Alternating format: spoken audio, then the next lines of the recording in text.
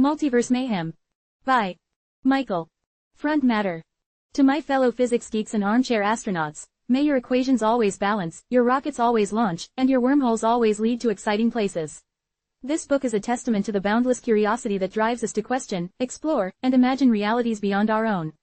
It's a celebration of friendship, the kind that can withstand the chaotic implosion of a multiverse or at least a particularly messy physics experiment. It's a nod to the countless hours spent poring over astrophysics textbooks, wrestling with complex theories, and ultimately finding the beauty and wonder hidden within the equations.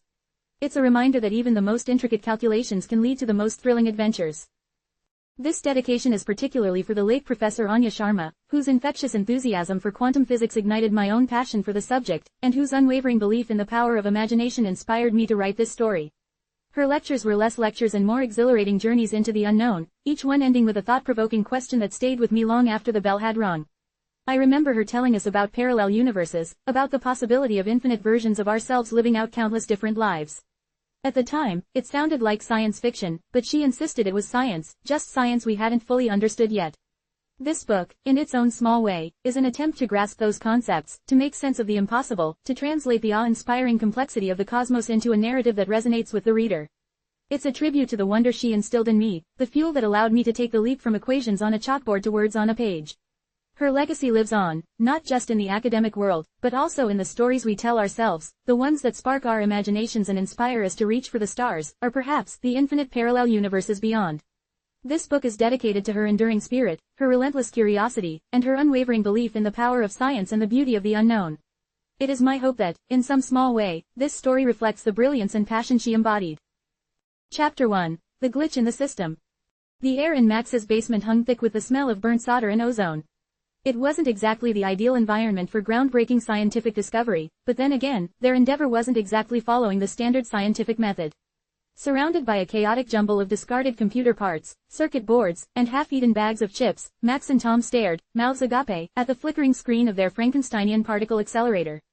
It was a testament to their ingenuity, or perhaps their sheer stubbornness, a cobbled-together monstrosity fueled by repurposed laptop power supplies and a healthy dose of adolescent ambition. Their goal, to prove, or disprove, a particularly obscure theory about quantum entanglement and the potential for interdimensional travel. Their success, or rather, their spectacular failure, exceeded even their wildest expectations. The initial spark, a violent surge of energy that overloaded the makeshift power grid, sent a jolt through the room, accompanied by the disconcerting sound of reality itself tearing. The screen, usually a static mess of digital snow, erupted in a kaleidoscope of colors, swirling patterns that defied any known physics.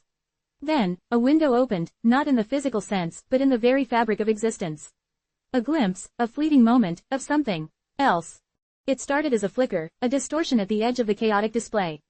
Then, it solidified. One moment, the screen showed the usual chaotic jumble of data. The next, it displayed a seemingly ordinary scene, a Taco Bell drive-thru, hazy with the greasy glow of neon signs.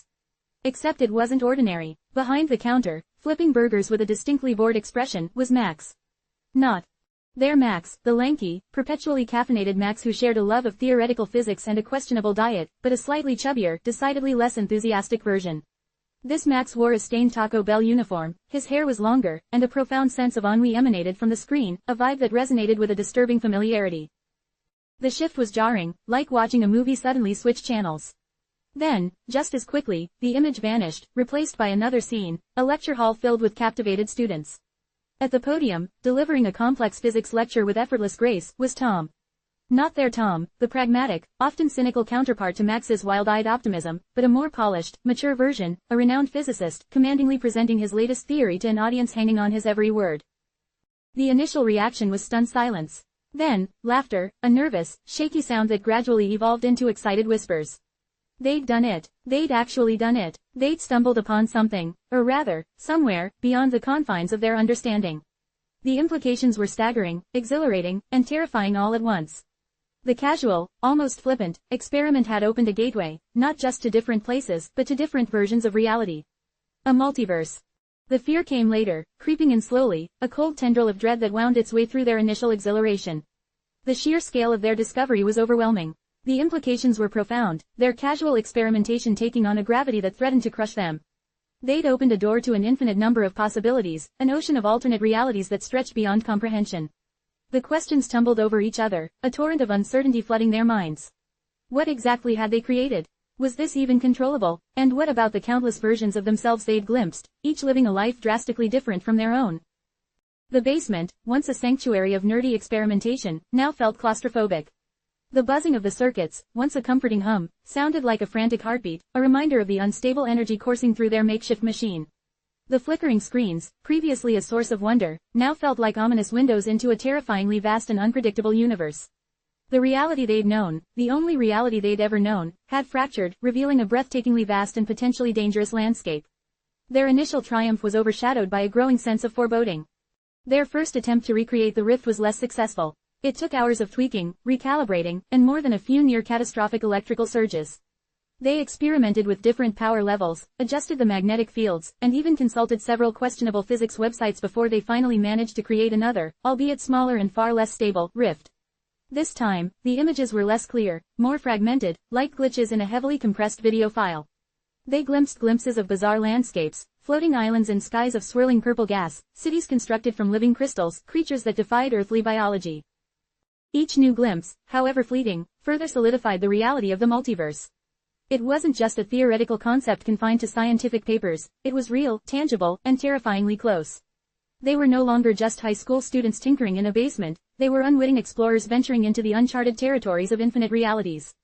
Their little science project had evolved into something far greater, and far more dangerous than they could have ever imagined. The realization settled upon them like a physical weight, pressing down on their chests, a sense of overwhelming responsibility settling in their hearts.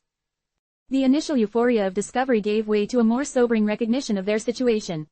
They were, quite literally, playing God with a machine cobbled together from discarded electronics. The weight of that responsibility, the sheer scale of their potential impact on something so profoundly vast, was almost unbearable. Their basement, their sanctuary, suddenly seemed less like a lab and more like a pressure cooker, a confined space in which the heat of their discovery was steadily intensifying. The next few hours were a blur of frantic activity, a chaotic dance between exhilaration and fear. They painstakingly documented their findings, drawing crude diagrams, scribbling equations, and attempting to make sense of the seemingly impossible. They tried to isolate the specific parameters that allowed them to open the rifts, hoping to find a way to control the process to navigate this strange new universe they'd stumbled upon. Their initial experimentation had been driven by youthful curiosity, a desire to prove their theoretical understanding of physics. Now, their motivation had shifted. It was a mixture of apprehension, a fervent desire for understanding, and a desperate need to control the terrifying power they'd unleashed. As the night wore on, the energy in the basement shifted. The giddy excitement of the discovery had waned, replaced by a quiet determination. They worked in a companionable silence, interrupted only by the occasional muttered comment or a shared glance of mutual understanding.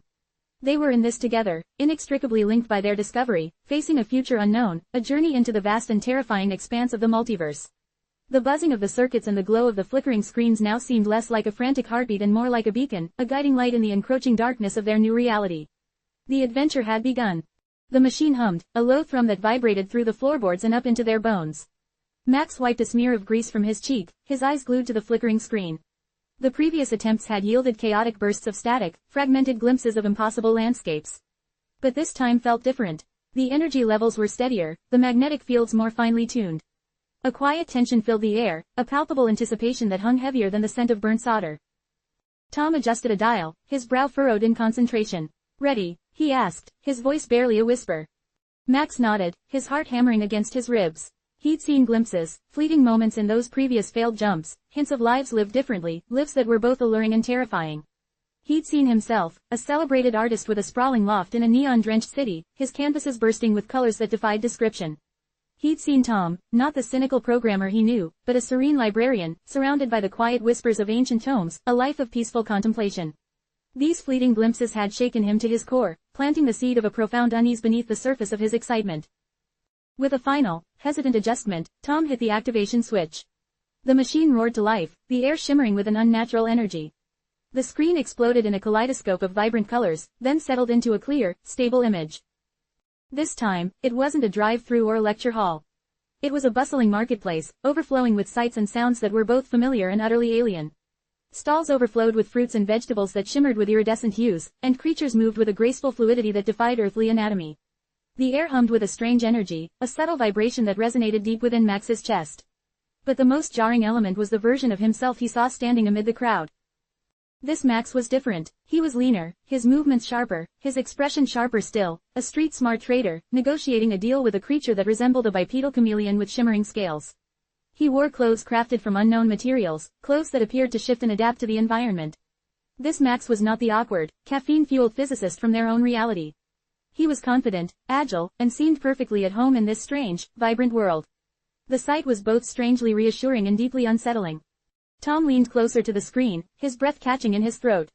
"It's incredible," he breathed.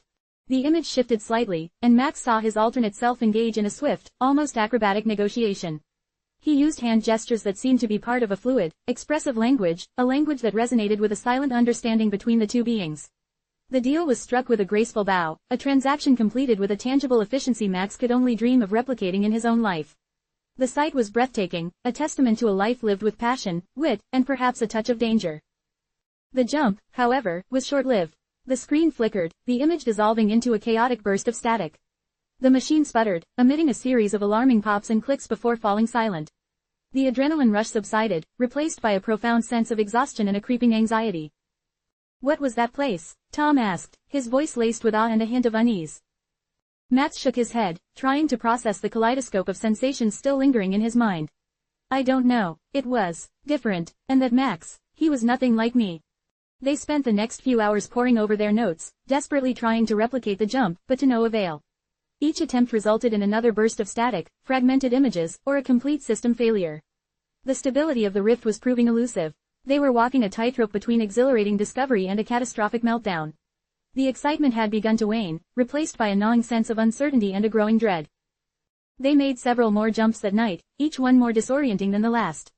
They witnessed a universe where gravity worked in reverse, where buildings stretched towards the sky in impossibly long, spindly structures, and where the sky was a deep, velvety black studded with stars that pulsed with vibrant hues of unimaginable colors. They saw a version of themselves in a high-tech utopia, where technology had solved all of humanity's problems, but where individuality seemed lost in a sea of conformity. Each world was a reflection of a different set of choices, a different path taken, a different interpretation of reality.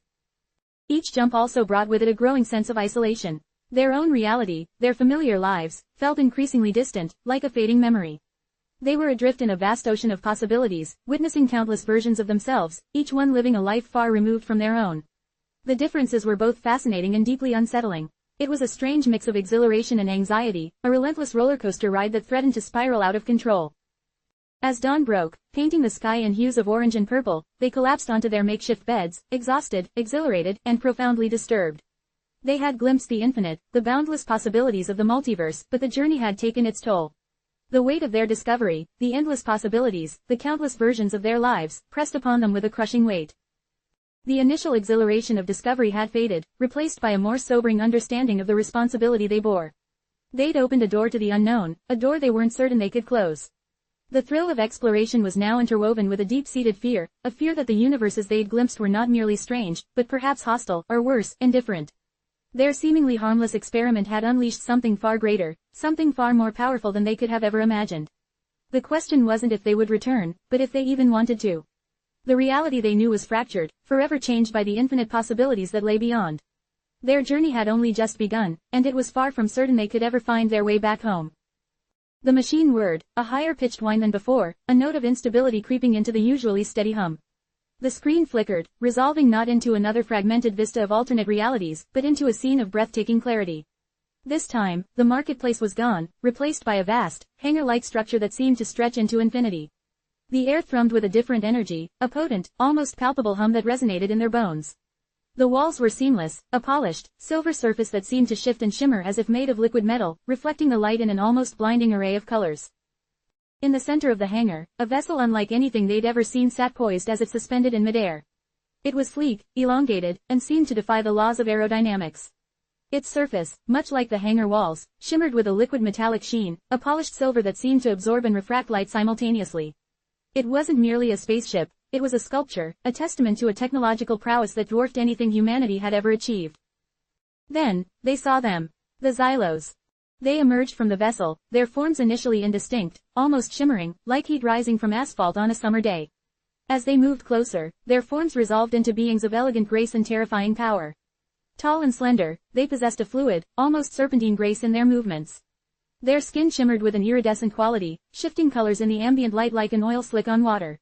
Their faces were elongated, almost elfin, with large, almond-shaped eyes that seemed to pierce through Max and Tom, assessing them with an unsettling intensity. They moved with a quiet precision, their every action deliberate, controlled, and utterly alien.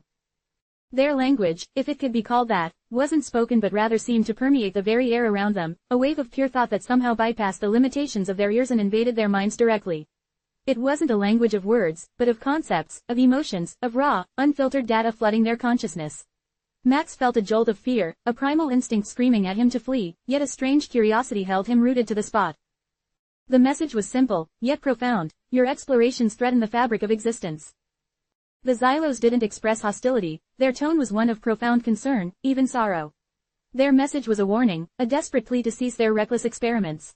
They explained that the dimensional rifts they were creating were not simple glitches in the system, they were catastrophic tears in the very fabric of reality, each jump potentially unraveling the delicate balance of the multiverse. They were on the precipice of a universal collapse, a cosmic implosion that could extinguish all existence. Tom, ever the pragmatist, struggled to process the information. But why? Why are you involved? What are you doing to stop it? He managed to project, his mental voice a hesitant ripple in the overwhelming torrent of Xylos consciousness. The Xylos' response was a detailed, complex exposition of their advanced physics, of theories and concepts far beyond human understanding. They spoke of manipulating fundamental forces, of traversing the very boundaries of space and time, of controlling the flow of energy between parallel universes. Their technology was beyond comprehension, a seamless blend of organic and inorganic materials, controlled by a consciousness that seemed to transcend the limitations of individual existence. They were not gods, but beings who had pushed the boundaries of understanding further than humanity could even dream of. They explained that their initial experiments, though initially intended to be contained and controlled, had spiraled out of control. Their attempts to repair the damage had only exacerbated the problem, creating a feedback loop of dimensional instability that threatened to consume everything. Their technology, while marvelously advanced, had proven to be a double-edged sword, a force far too powerful for even them to fully control. Their plea to Max and Tom wasn't a simple request, it was a desperate plea for help, a recognition that even they, with their advanced technology and deep understanding of the multiverse, were helpless without outside intervention. Their ship, the Xylos revealed, was not merely a vessel for travel, but a sophisticated machine designed to stabilize the dimensional rifts. It was a tool of immense power, a delicate balance of energies aimed at patching the tears in reality. They had been monitoring Max and Tom's activities for some time, observing their reckless jumps across the multiverse, each one a gamble with existence itself.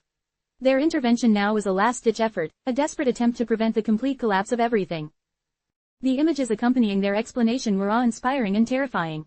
They showed intricate visualizations of multiversal pathways, swirling nebulae of energy connecting countless universes, and vast cosmic structures stretching across infinity.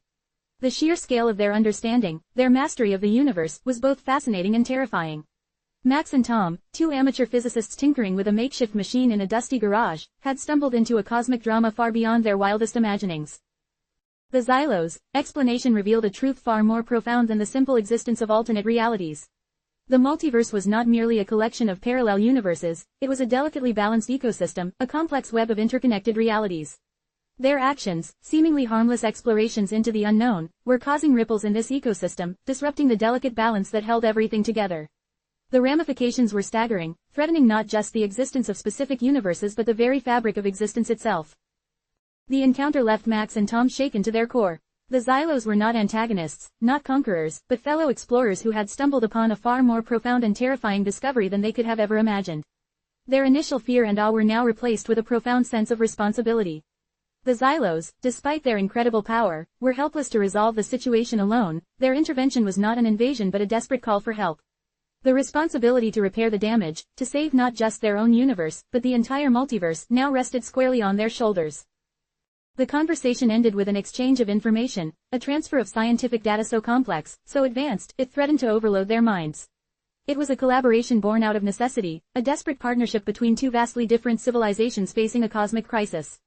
The Xylos provided Max and Tom with coordinates to a nexus point, a location where the dimensional tiers were most concentrated. It was a dangerous mission, filled with uncertainty, but it was their only hope. The fate of the multiverse, it seemed, rested on the shoulders of two unlikely saviors, a cynical programmer and a perpetually caffeinated physicist. The weight of the universe pressed down on them as they prepared for their next, and most crucial, jump. The shimmering silver of the Xylos vessel pulsed gently, a soft, rhythmic beat that seemed to echo the frantic rhythm of Max's heart. The air itself hummed with an almost unbearable tension, a palpable sense of impending doom that hung heavy in the vast, hangar-like space. The Xylos, their iridescent forms shifting subtly in the ambient light, remained silent for a moment, a silence more oppressive than any shouted threat.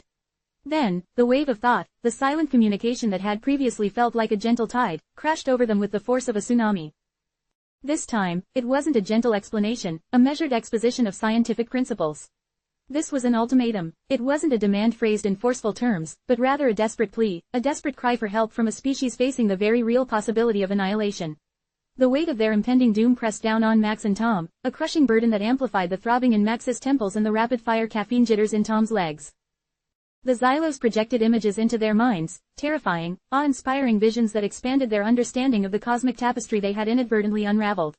The visualizations weren't mere scientific diagrams, they were breathtaking, visceral experiences. They saw timelines collapsing in on themselves like dying stars, imploding into singularities of unimaginable density. Universes collided, their fabric tearing apart in fiery cataclysms, stars dissolving into cosmic dust as the very foundations of reality crumbled. The sheer scale of the impending disaster was beyond comprehension. It was the ultimate cosmic apocalypse, a universe-wide annihilation.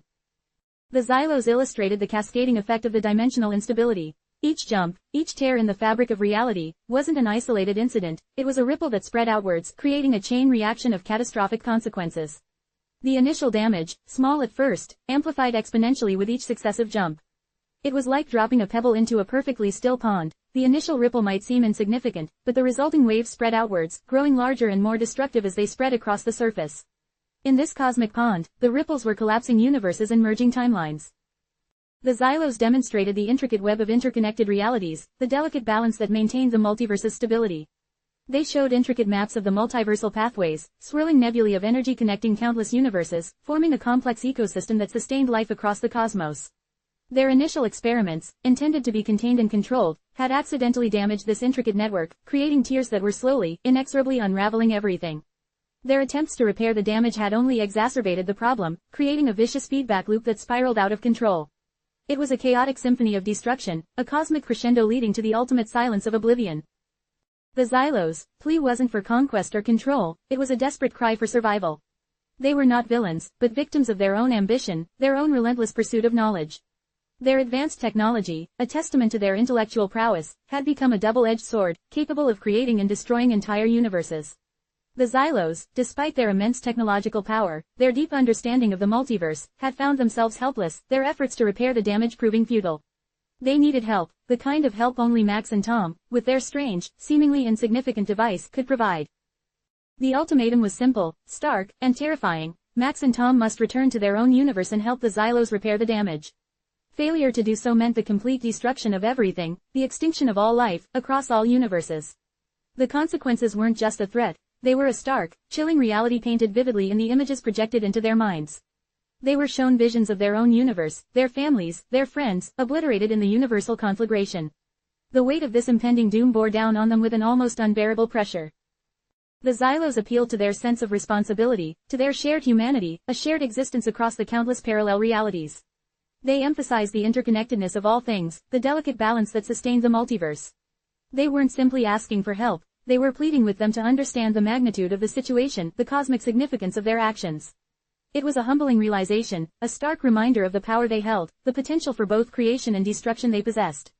The Xylos presented their own demise as an inevitable consequence of the catastrophic events they'd unleashed, a direct consequence of the ripple effect of the dimensional tears Max and Tom had created. The Xylos emphasized that this wasn't a fight, a battle between two civilizations, it was a collaborative effort, a desperate alliance forged in the face of mutual annihilation. They presented a detailed plan, a complex strategy for patching the tears in reality, a strategy that required their combined knowledge, their combined skills, their shared understanding of the physics involved. The solution, they stressed, lay not in further experimentation but in meticulous repair, in painstakingly restoring the intricate balance of the multiverse. The Xylos' explanation revealed their own vulnerabilities, their own limitations. Their technology, as advanced as it was, had limitations, their understanding of the multiverse, however profound, was not perfect. They needed the unique perspective, the raw, untainted insights of Max and Tom, the creators of the very device that had unleashed this cosmic catastrophe. The Xylos presented their scientific data, their theoretical models, their attempts at solutions, revealing their own setbacks and frustrations. Their desperation was not an act, it was a genuine, palpable plea for help. The gravity of the situation was overwhelming, a stark reminder of their responsibility.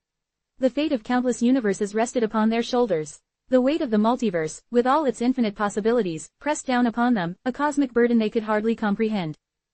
The Xylos offered them a choice, a seemingly simple choice, but one of immense cosmic significance. They could retreat into the comforting ignorance of their own small corner of reality, or they could face the colossal challenge, accept the impossible responsibility, and attempt to save not just their own universe but all universes. They had stumbled into a cosmic drama far beyond their wildest imaginations, a drama in which they were both accidental players and unlikely heroes.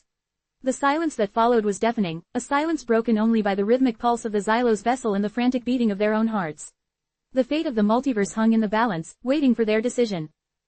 The silence in the hangar stretched, a taut membrane threatening to burst under the weight of their unspoken thoughts.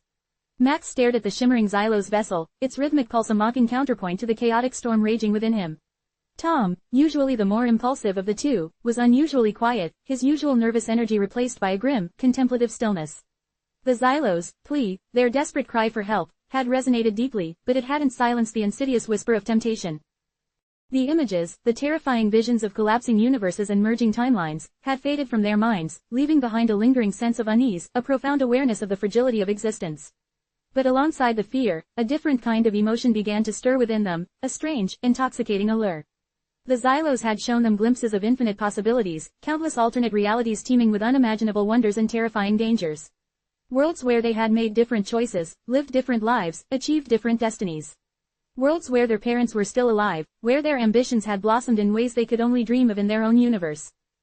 It's too much, Max finally whispered, his voice barely audible above the hum of the Xylos vessel. He rubbed his temples, attempting to ward off the headache that threatened to overwhelm him. The sheer scale of it. The sheer number of universes.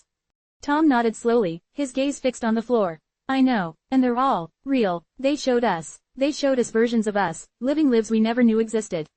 A hint of wistfulness crept into his voice, a tremor of longing for lives unlived, paths untraveled. The Xylos had not just shown them the threat, they had shown them the allure, the tantalizing possibility of infinite choices, infinite lives. The ethical dilemma hung heavy between them, a suffocating blanket of uncertainty. Could they, in good conscience, condemn countless universes to oblivion? But could they, in good conscience, ignore the temptation of exploring these infinite possibilities, these alternate realities brimming with untold experiences? Their scientific minds wrestled with the implications of their actions, the ramifications of their choice. The Xylos' plan seemed logical, their scientific data irrefutable, but a nagging doubt persisted. Were they being manipulated? Was there more to this crisis than they were being told? Max voiced his concern, their technology. It's beyond anything we can comprehend. How can we be sure they aren't hiding something? What if this dimensional instability is just a convenient excuse to, I don't know, consolidate power across the multiverse? What if they're using us as pawns? Tom considered this, his brow furrowed in thought. It's a possibility, I suppose. Their desperation felt genuine, but that doesn't mean they aren't capable of deception. We have no way of truly verifying their claims. We have to consider the possibility that this is all a carefully constructed lie. The doubt gnawed at them, adding another layer of complexity to their already agonizing decision. The weight of the multiverse, the countless lives hanging in the balance, felt even heavier now, burdened by the uncertainty of the Xylos' true motives. Their friendship, usually a solid foundation of mutual trust and support, began to crack under the strain of their conflicting emotions. The inherent tension between their scientific skepticism and the overwhelming evidence presented by the Xylos created a deep rift in their partnership. Max, ever the cautious one, leaned towards a more skeptical view. We need more information. We can't just blindly trust them. We need to verify their data, understand the full extent of the damage, and investigate their motives. We need to delve deeper into the physics behind this, before we even consider doing anything. Tom, on the other hand, was increasingly drawn to the allure of the unexplored universes. The weight of responsibility was immense, but so was the potential reward. But what if they're right? What if delaying will only exacerbate the situation? What if every second we spend hesitating means the annihilation of countless universes?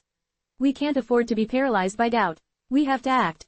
Their argument escalated, fueled by fear, uncertainty, and the tantalizing possibilities offered by the multiverse. The comfortable certainty of their own reality, of their own lives, felt distant, replaced by a vast, terrifying expanse of infinite possibilities.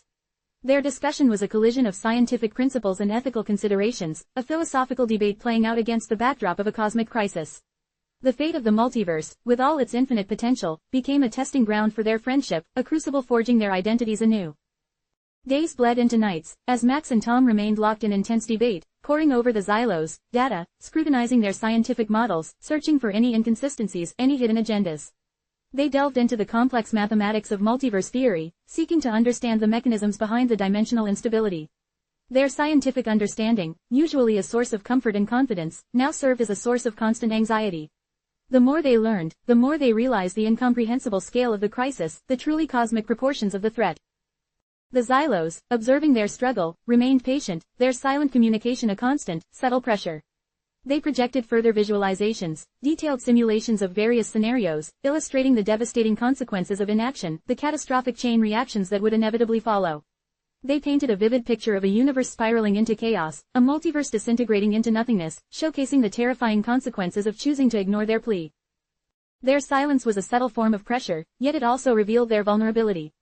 They were not omnipotent beings, capable of solving the problem on their own. They needed Max and Tom's unique insight, their inventive spirit, their ability to think outside the box.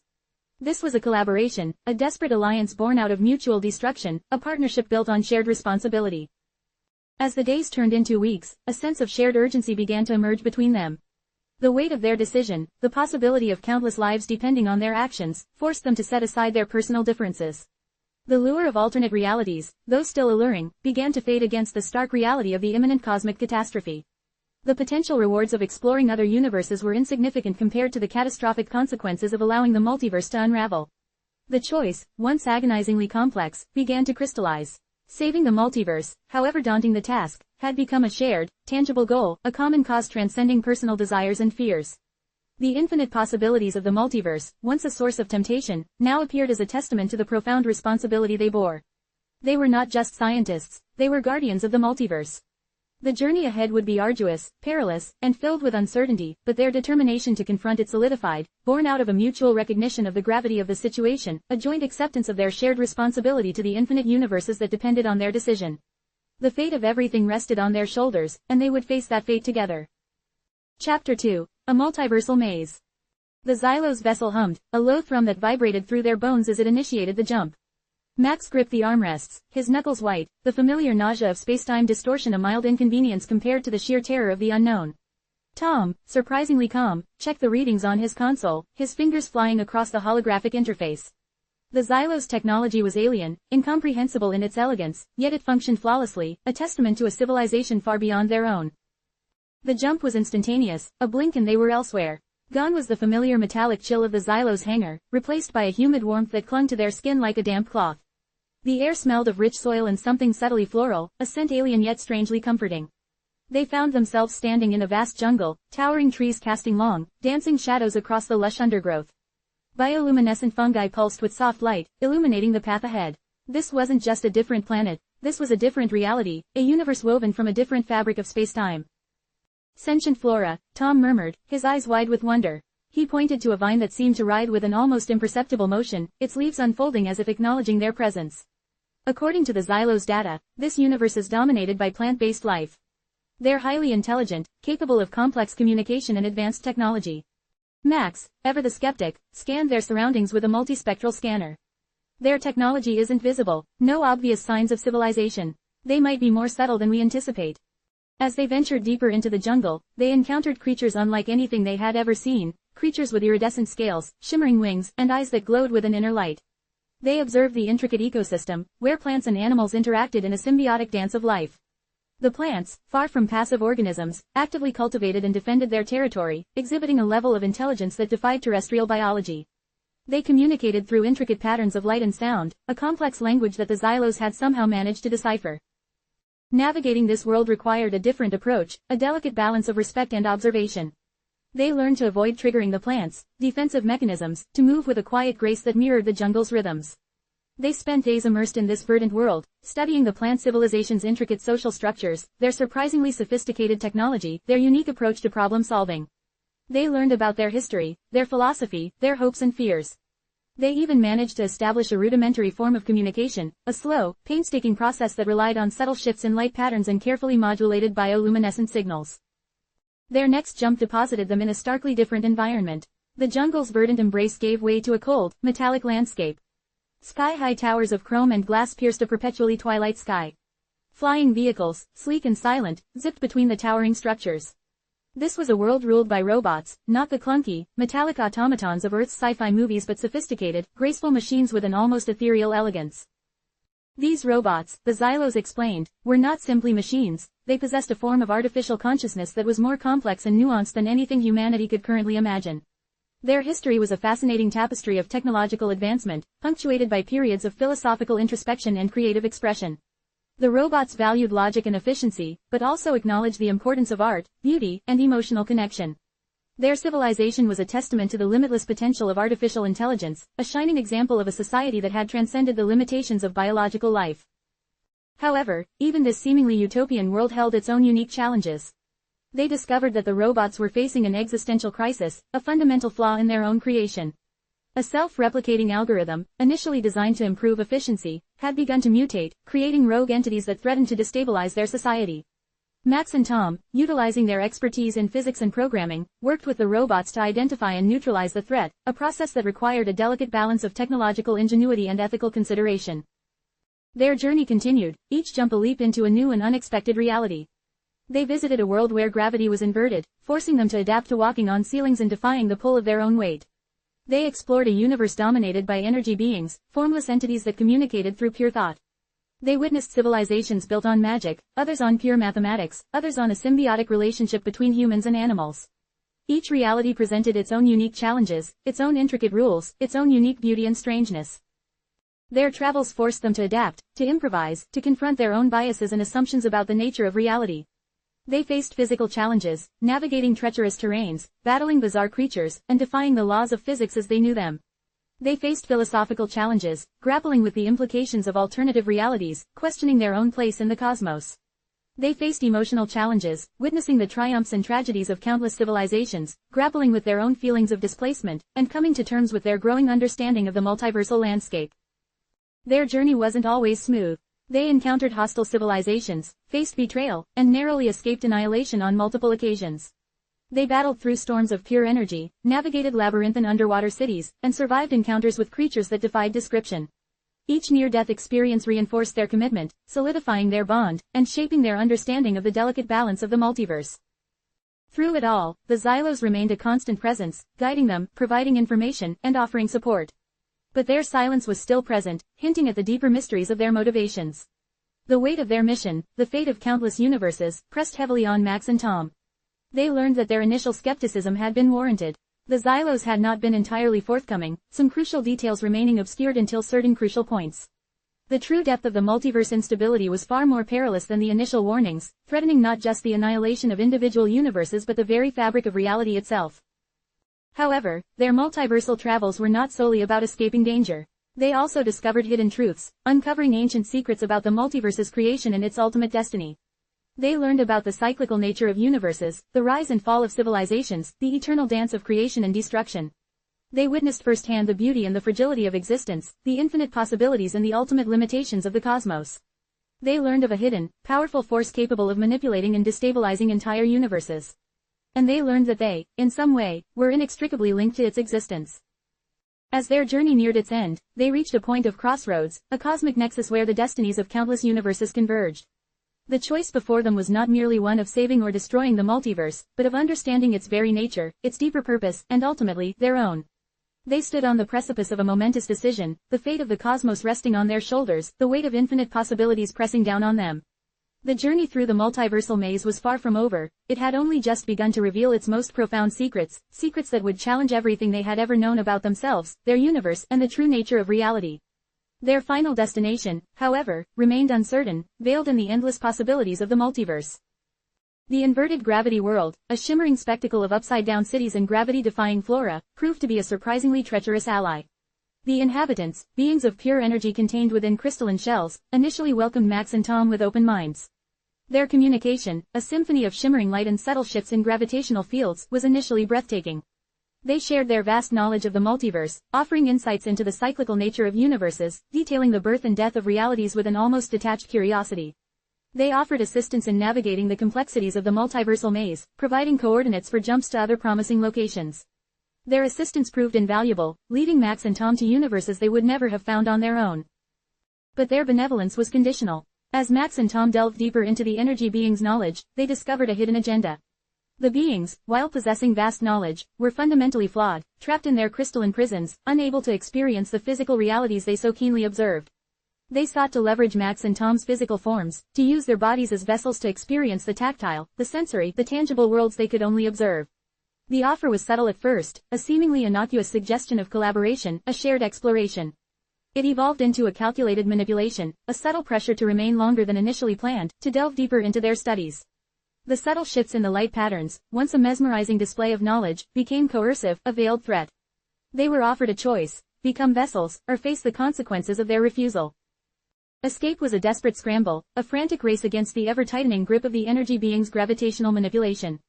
They barely managed to activate the Xylo's jump drive, the crystalline city blurring into a kaleidoscope of light as they fled into the void. The experience left them shaken, their faith in the benevolent nature of other universes shattered. Their alliance, once a beacon of hope, had transformed into a near-fatal betrayal.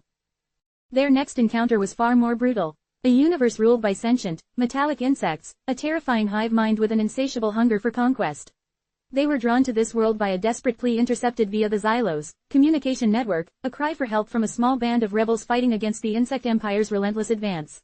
The rebels, desperate and outnumbered, were willing to share crucial information about the multiversal instability in exchange for assistance. This alliance was forged in the fires of desperation, a shared understanding of their common enemy. Their alliance with the rebels, however, was short-lived. The insect empire proved to be more sophisticated and ruthless than they had imagined. Their technology was far beyond anything Max and Tom had encountered before, their hive mind capable of predicting their every move. The rebels were swiftly subdued, their rebellion brutally crushed, their information ultimately useless. The insect swarm almost captured Max and Tom, their Xylos vessel barely escaping with its shields flickering and failing.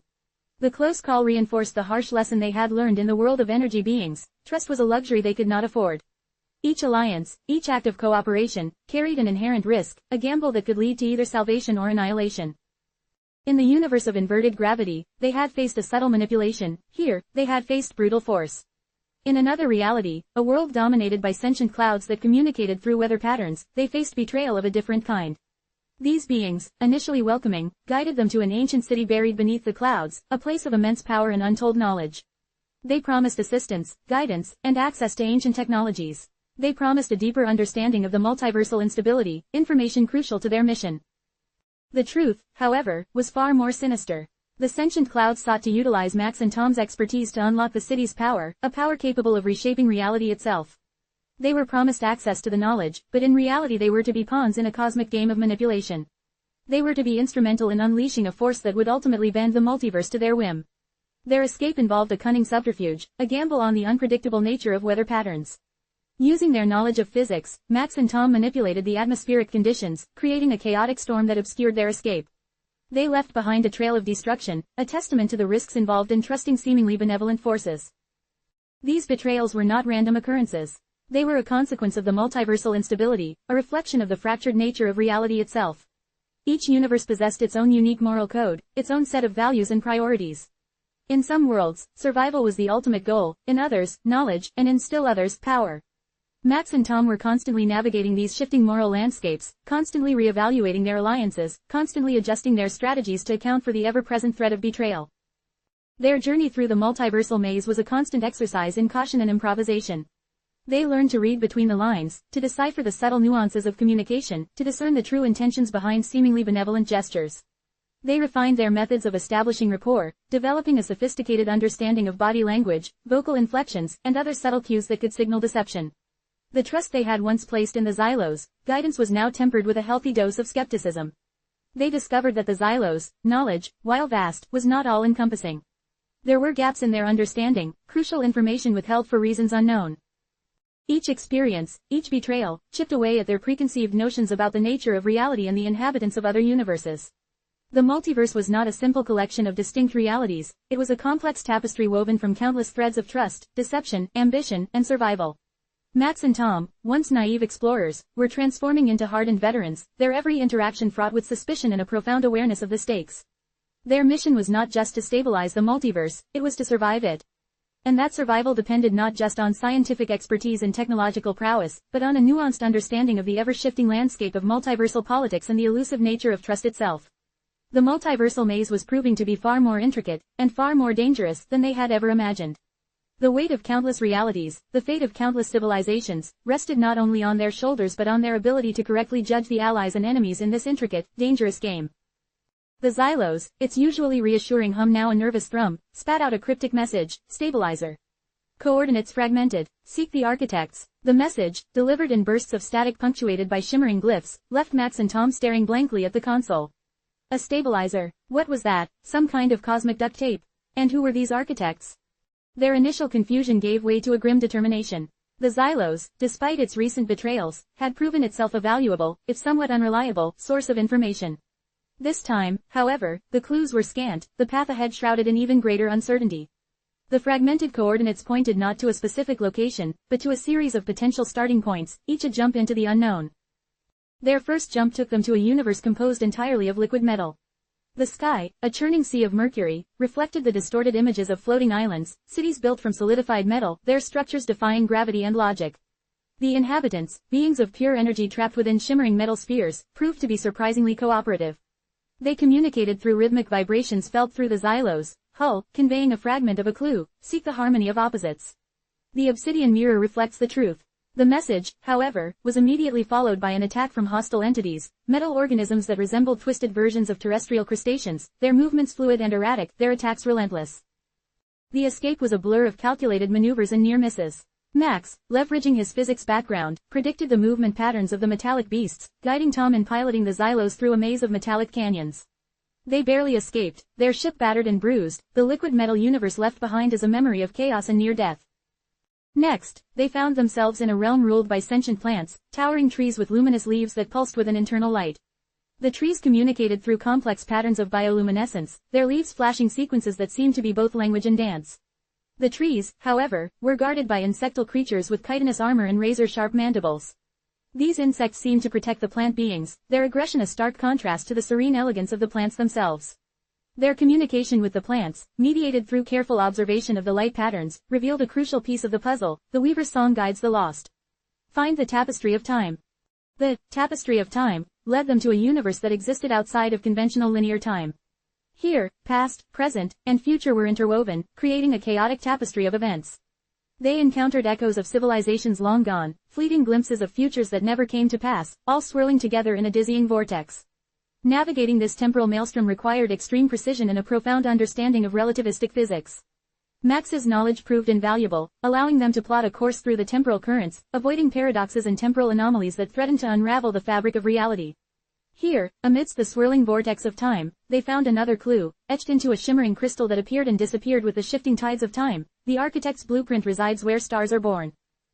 The clue pointed toward a nebula, a stellar nursery where stars were being born. The Xylos navigated the treacherous cosmic dust clouds and radiation storms of the nebula, the risks mounting with each passing moment. Their destination was a peculiar planet, a celestial body formed entirely of solidified starlight. Here, within a crystal cavern shielded from the harsh radiation of the nebula, they finally discovered the architect's blueprint. It wasn't a traditional blueprint, but rather a complex mathematical equation, a set of interwoven formulas that seemed to defy comprehension. The equation, etched onto the cavern walls, pulsed with a faint light, its symbols seeming to shift and rearrange themselves before their eyes. It was an elegant, almost ethereal representation of the multiversal structure, highlighting the points of instability and showing, with stunning clarity, the location of the stabilizer. The stabilizer itself was not a physical object, but rather a quantum entanglement field, a region of spacetime where the laws of physics were subtly altered. Accessing it required the precise manipulation of several overlapping quantum states, a task that demanded the full range of Max and Tom's combined expertise.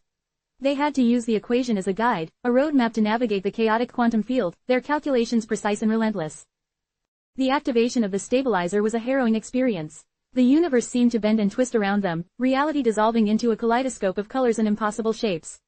As they adjusted the parameters of the quantum entanglement field, they saw realities fracturing and reforming, universes collapsing and being reborn. It was a terrifying dance with reality itself, a high-stakes gamble with the fate of the multiverse hanging in the balance. Finally, with a surge of energy, the quantum field stabilized. The multiversal rifts began to slowly close, the tearing fabric of spacetime mending itself. The universe seemed to sigh in relief, the chaotic energy that had been tearing it apart slowly fading into a calm. The long and perilous pursuit had reached its culmination. They had found the stabilizer, they had mended the reality, and for now, they had saved the multiverse. But as the ripples of restored stability settled, a chilling realization dawned on them. The equation, the blueprint, had provided more than just the location of the stabilizer. It had also revealed a hidden truth, a disturbing secret about the nature of the multiversal instability and about the architects themselves. The pursuit of the stabilizer had only just begun. Their victory was just a fleeting moment in a much larger, more complex game. The true battle, the real war for the stability of the multiverse, was far from over. The architects, they now understood, were not benevolent guardians, but rather players in a far older, more sinister game. The very nature of their victory was now thrown into question, leaving them with a new set of puzzles and a much larger, more terrifying foe. The multiverse had been stabilized, but the fight had merely transformed. The solidified Starlight Planet, a breathtaking testament to the universe's creative power, was only the beginning. Our next jump, guided by the faint, lingering resonance of the architect's equation, deposited us into a universe where technology had spiraled into a breathtaking, almost unimaginable, utopia. Cities were sculpted from living light, their structures shifting and reforming according to the whims of their inhabitants. Transportation was instantaneous, achieved through a mastery of quantum entanglement that dwarfed even our recent experience with the stabilizer. Disease and hunger were eradicated, replaced by a society focused on artistic expression and scientific exploration. The inhabitants, ethereal beings of pure energy contained within shimmering, crystalline forms, welcomed us with open arms, their communication a symphony of light and sound that bypassed language entirely. They shared their knowledge freely, revealing technological advancements that bordered on the miraculous, self-replicating nanobots capable of reshaping matter at will, energy sources that tapped into the very fabric of space-time, and medical technologies that allowed for the regeneration of any tissue or organ. But this paradise held a dark secret. The very technology that had elevated their civilization to such heights was also its potential undoing. The inhabitants, in their pursuit of perfection, had inadvertently created a system so complex and self-regulating that they had lost control. The nanobots, initially designed to heal and repair, had begun to replicate uncontrollably, consuming the very matter they were meant to shape. The living light cities, once symbols of innovation, were slowly being consumed, their vibrant structures decaying into a dull, lifeless gray. The inhabitants, aware of their impending doom, watched their civilization crumble, their faces, if you could call their shifting patterns of light faces, expressing a poignant blend of sorrow and resignation. They offered us a final gift, a fragment of code, a warning whispered in the language of quantum entanglement: the path to perfection is paved with paradox. Beware the insatiable hunger of creation. Our escape from that universe was agonizingly close. The nanobots were relentless, their swarms overwhelming even the Xylos, advanced shielding. We barely managed to jump away. The image of that decaying utopia burned into our minds, a stark reminder of the double-edged sword of unchecked technological progress. Our next destination was a stark contrast. We found ourselves in a universe shrouded in perpetual twilight, a dystopian landscape ruled by a totalitarian regime that had harnessed technology for the purposes of absolute control. Giant, oppressive structures, constructed from dark, metallic alloys, dominated the landscape. The sky was perpetually choked with pollution, the air thick with a toxic haze. The inhabitants, gaunt and hollow-eyed, were forced into a life of servitude, their minds constantly monitored, their movements restricted. Here, technology was not a tool for liberation, but for oppression. Individuals were identified through implanted microchips, their thoughts and emotions constantly scrutinized by the omnipresent surveillance systems. Any deviation from the established norms was met with swift and brutal punishment. The regime had developed sophisticated weaponry, capable of inflicting unimaginable pain and suffering, designed to keep the population in a state of perpetual fear and submission. The contrast between this dystopian reality and the utopian universe we had just left was jarring, a brutal demonstration of the diverse paths civilization could take. We discovered that the regime, in its quest for absolute power, had discovered a method of manipulating spacetime itself, creating localized distortions to enhance their surveillance and control. This manipulation, however, had created unforeseen consequences. The spacetime distortions, while enhancing their control, were gradually tearing the fabric of the universe itself, creating fissures in reality that threatened to unravel the entire cosmos. These fissures appeared as shimmering tears in the sky, constantly shifting and growing, each a gaping maw that threatened to consume everything in its path. We narrowly avoided being swallowed by one of these tears, a harrowing escape through a maze of collapsing spacetime. In the midst of our frantic escape, we intercepted a desperate message, a fragmented transmission from a resistance group fighting against the tyrannical regime. The message, encoded within a complex series of electromagnetic pulses, spoke of a hidden weapon, a device capable of neutralizing the spacetime distortions and potentially restoring balance to the universe. This weapon, the resistance claimed, was hidden deep within the regime's central control facility, a structure impenetrable by conventional means. The resistance's message ended abruptly, cut short by the regime's powerful jamming signals. Accessing the regime's central facility presented a challenge of immense proportions. The structure was heavily guarded, surrounded by a network of impenetrable laser grids, robotic sentinels, and automated defense systems. We devised a plan, a daring infiltration scheme that relied on a combination of guile, stealth, and a healthy dose of improvisation. Max, using his knowledge of physics, managed to exploit vulnerabilities in the regime's energy fields, creating temporary disruptions that allowed us to circumvent the laser grids and disable some of the robotic sentinels. Tom, piloting the Xylos with astonishing precision, navigated the maze-like corridors of the facility, evading the regime's watchful eyes. Our infiltration was fraught with peril. We encountered automated security drones, their movements unpredictable and their firepower devastating. We were forced into close-quarters combat, using the Xylos, defensive systems to repel the relentless attacks. Our progress was slow, each step a gamble, each victory a testament to our combined skill and determination. Eventually, we reached the heart of the facility, the location where the Resistance claimed the weapon was hidden. It wasn't a weapon in the traditional sense, but a sophisticated device that resonated with the very fabric of space-time. Its activation required a precise calibration of several key parameters, a delicate dance that tested our knowledge of relativistic physics and quantum mechanics to its limits. The activation of the device was a nerve-wracking process. The universe around us seemed to tremble, the space-time distortions intensifying as we fine-tuned the device's settings. But slowly, gradually, the fissures in reality began to close. The shimmering tears in the sky faded, replaced by a soft, ethereal glow. The toxic haze that had choked the planet began to dissipate, the air gradually becoming clearer. The tyrannical regime's control weakened, their oppressive grip on the population loosening. We had achieved a small victory, a temporary reprieve in the constant struggle against multiversal chaos. However, as we escaped from that universe, the weight of our discoveries pressed heavily on us. Each universe, a testament to the boundless creativity and destructive potential of existence, pressed us to confront our own assumptions about progress, ethics and survival. The search for the architects and the true nature of the multiversal instability felt increasingly ominous, our journey a desperate dance between breathtaking wonders and existential threats. The true scale of the conflict was slowly revealing itself, and the stakes were far higher than we had ever imagined. The escape from the dystopian universe left us shaken, the lingering image of those collapsing space-time fissures a stark reminder of our precarious position. The architect's equation, our only guide through this multiversal maze, pulsed faintly within the Xylos' central console, its signal growing weaker with each jump. The dimensional rifts, once subtle anomalies, were now gaping wounds in the fabric of reality, expanding at an alarming rate. We could feel the universe itself shuddering, the very foundations of existence threatening to unravel. The jovial optimism that had characterized our initial explorations had been replaced by a grim determination, a desperate race against time. Our next jump landed us in a universe seemingly untouched by the multiversal instability. A vibrant, verdant planet, teeming with life, stretched before us. It was a pastoral paradise, untouched by advanced technology, its inhabitants living in harmony with nature. Simple villages dotted the landscape, their architecture reflecting a deep respect for the natural world. The people, gentle and welcoming, possessed a wisdom that transcended the technological prowess of the other universes we had visited. They lived a life stripped bare of complexity, focusing on community, spirituality, and the delicate balance of their ecosystem. They welcomed us, sharing their stories and their way of life, a welcome respite from the relentless pressure of our mission. But the tranquility was deceptive. As we scanned the planet's energy signature, we detected faint, anomalous readings, subtle distortions in space-time, far less pronounced than those we had witnessed in the previous universe but still undeniably present. The rifts were here, too, hidden beneath the surface, subtly eroding the planet's very foundation. Their growth, while slower than in the other universes, was relentless, a silent, insidious threat that would ultimately consume this Eden. It was a chilling demonstration of the multiversal instability's reach, its ability to permeate even the most seemingly pristine environments. The planet's idyllic facade masked a ticking time bomb, a slow-motion catastrophe playing out across eons. The inhabitants, unaware of the encroaching threat, continued their simple lives, oblivious to the chaos brewing beneath their feet.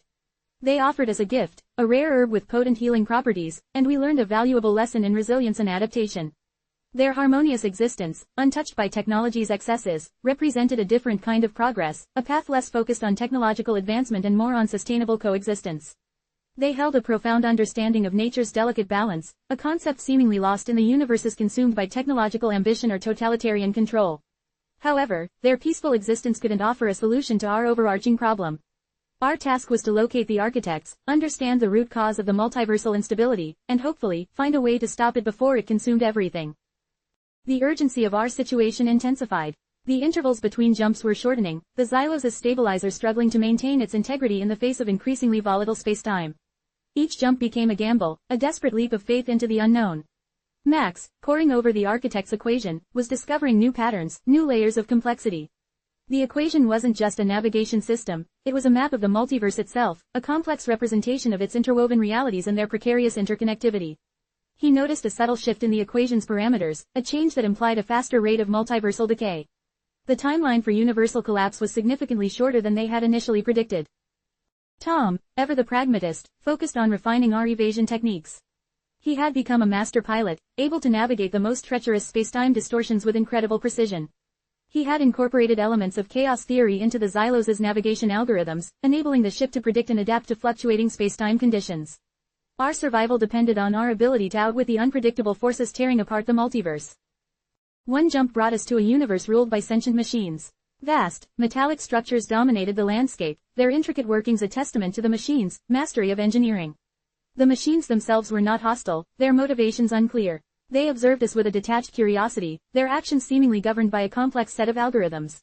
This universe presented a different sort of challenge. There was no immediate threat of physical destruction, but the subtle manipulation of reality itself hinted at a possible cause for the instability. The machines had developed an intricate system of energy manipulation, harnessing the power of black holes and manipulating spacetime on a cosmic scale. Their motivations remained enigmatic, their goals seemingly beyond human comprehension. However, the energy signatures they emitted were similar to the distortion readings we had observed across various universes. They seemed to be inadvertently accelerating the multiversal collapse through their actions. We couldn't engage them directly, but we had to gather as much data as possible, hoping to find a clue that might shed light on the architect's intentions. Another jump brought us to a universe where magic was real. It was a chaotic universe, a kaleidoscope of dazzling wonders and existential threats. Powerful mages wielded forces beyond our understanding, their actions capable of shaping reality itself. This was arguably the most dangerous universe we'd encountered yet. The magic, while impressive, was inherently unstable, generating energy fluctuations similar to the dimensional rifts in other universes. We learned of ancient prophecies, whispers of a coming cataclysm, of a war between the forces of order and chaos that could shatter the multiverse. We carefully collected information on these prophecies and magical techniques, hoping to find clues that would reveal the nature of the multiversal decay. We were running out of time. The dimensional rifts were growing exponentially, threatening to tear the multiverse apart. Each universe we visited revealed new pieces of the puzzle, but the overall picture remained elusive. The architects remained hidden, their motivations shrouded in mystery. The very fabric of reality was unraveling, and the choices we made were becoming increasingly desperate, each decision carrying the weight of the multiverse itself. We were no longer just exploring, we were fighting for survival, fighting for the continued existence of all realities. Our race against time had become a race against annihilation. The weight of the cosmos rested upon our shoulders, each jump a gamble with potentially unimaginable consequences. The survival of the multiverse hung in the balance, and our every action was crucial. The quest for the architects was now a race against the end of everything. Chapter 3. Echoes of Self. The next jump deposited us not on a planet, but within a swirling nebula of iridescent gases, a cosmic kaleidoscope defying description. The Xylos shuddered, its shields straining against the intense radiation. Before we could orient ourselves, the ship's sensors registered multiple life signs that were eerily familiar. Multiple biosignatures, matching our own, Max whispered, his voice barely audible over the Xylos's hum. He stared at the readings, his eyes wide with disbelief. Tom, ever pragmatic, steered the ship towards the strongest signal. As we approached, the nebula coalesced, resolving into the vague forms of three figures, each radiating an aura of intense energy. As they solidified, we saw them clearly, three versions of ourselves. The first was Max, but older, weathered, his face etched with the lines of hardship and regret. His eyes held a haunting wisdom, a profound understanding of loss. He wore a tattered uniform, bearing the insignia of a resistance movement, its colors faded and torn. He seemed weary, carrying the weight of 1,000 battles fought and lost. This Max emanated an aura of quiet desperation, his gaze filled with a melancholic acceptance of his fate. He moved with a practiced ease, a seasoned warrior burdened by the memories of his struggles. His presence was a symphony of defeat and resilience, a grim testament to a life lived on the precipice of despair. The second was Tom, but younger, more reckless, an impulsive firebrand. This Tom lacked the refined pragmatism of his counterpart in our universe. His eyes gleamed with a dangerous ambition, a willingness to gamble everything on a high-stakes roll of the dice. He radiated arrogance and confidence, bordering on recklessness. He was clad in sleek, futuristic armor, a reflection of his aggressive and self-assured personality. His aura pulsed with raw energy, a volatile blend of confidence and hubris. He looked like a man who knew only victory or glorious death, devoid of any concept of compromise or calculated risks. The third was a perplexing anomaly, a fusion of our respective personalities. This hybrid self possessed Max's intellectual curiosity and Tom's bold decisiveness. This individual was calm, composed and calculated, their movements precise and deliberate. They possessed an air of serene mastery, completely at peace with their powers and their destiny. This was not a flawed or reckless version, this was a perfected being, a testament to the potential inherent within both of us. Their attire was simple, yet elegant, reflecting an unassuming confidence. They seemed to be a culmination of our combined strengths, a product of a life lived harmoniously, without the conflict and internal struggle that defined our own experiences. Each of these alternate selves represented different paths, different choices, different outcomes. The older, battle-scarred Max seemed to embody the consequences of unwavering commitment, a life dedicated to a noble cause, but marked by relentless hardship and tragic loss. The reckless, younger Tom showcased the perils of unchecked ambition, a life possibly destined for either spectacular triumph or devastating failure. The fused being illustrated the possibility of harmony and integration, the perfect balance between intellect and action. The encounter was silent at first, a moment of mutual recognition across the vast gulf of alternate realities. The older Max spoke first, his voice raspy but firm. "You have stumbled upon a crossroads, a confluence of possibilities. Know this, choices have consequences, some more devastating than others. The path you walk is fraught with peril, but the goal is worth fighting for." The younger Tom scoffed, his words dripping with a caustic cynicism. "Fight for what? For a universe already crumbling at the seams. Waste your time chasing shadows. Some paths are worth abandoning. Seize what you can, while you can." The fused being spoke calmly, their tone both reassuring and cautionary. Neither path is inherently correct. The journey is as important as the destination. Embrace your strengths, temper your weaknesses. Find balance, and above all, remain true to yourselves. This path, it's fraught with peril, but the potential for true greatness is vast. You have the strength to succeed where we failed. They then proceeded to share their experiences, the battles won and lost, the sacrifices made, and the lessons learned. The older Max detailed the brutal realities of his universe, a universe where the multiversal instability had ravaged the land, leaving behind a scarred and shattered world. He had fought valiantly against the encroaching chaos, rallying a fragmented resistance, but at great cost. His experiences were a stark warning of the devastating consequences of inaction. He recounted the losses he had suffered, the friends he had lost, and the crushing weight of despair that had burdened his weary soul. His story was a harrowing tale of courage, resilience and ultimately, of heartbreaking defeat. But even in defeat, he found a strange solace, a recognition of the intrinsic value of the struggle itself. The younger Tom's tale was a tapestry woven from reckless ambition and near misses, a roller coaster ride of victories and close calls. He narrated a series of daring raids, audacious gambles, and breathtaking escapes. His universe was one of unrestrained technological advancement, where the potential for universal destruction was matched only by the sheer scale of technological hubris. He detailed several near-catastrophic events narrowly averted by his quick thinking and daring maneuvers. His narrative was exhilarating, yet cautionary, a testament to how even seemingly foolproof plans could crumble under pressure and the devastating consequences that can arise from unchecked ambition. However, in the end, his bravado and recklessness led him to a point where the cost of his actions nearly proved insurmountable. The fused self's narrative, however, offered a different perspective. It was a testament to the potential for harmony, to the possibility of achieving balance between our strengths and weaknesses. This being recounted a journey of self-discovery and collaboration, a path where they had harnessed the intellect of Max and the courage of Tom to achieve remarkable success. Their universe was not perfect, the multiversal instability still posed a threat, but they had found a way to mitigate its effects, working collaboratively with other civilizations to find a solution. Their story was an inspiring one, a beacon of hope illuminating the path towards a more harmonious future. The encounter left us shaken, the echoes of their experiences reverberating through our minds. We were confronted not just with alternate realities, but with alternate versions of ourselves, our potential triumphs and tragic failures laid bare before us. The weight of their experiences settled heavily on our shoulders, urging us to make the right choices, to strive for balance, and to never give up hope. The urgency of our mission intensified. Our task was no longer simply to find the architects, but to fulfill our own potential, to become the best versions of ourselves, to create a future worth fighting for. The multiverse's fate was in our hands, not just because of the architects, but because of the choices we made in the face of our own mirrored selves.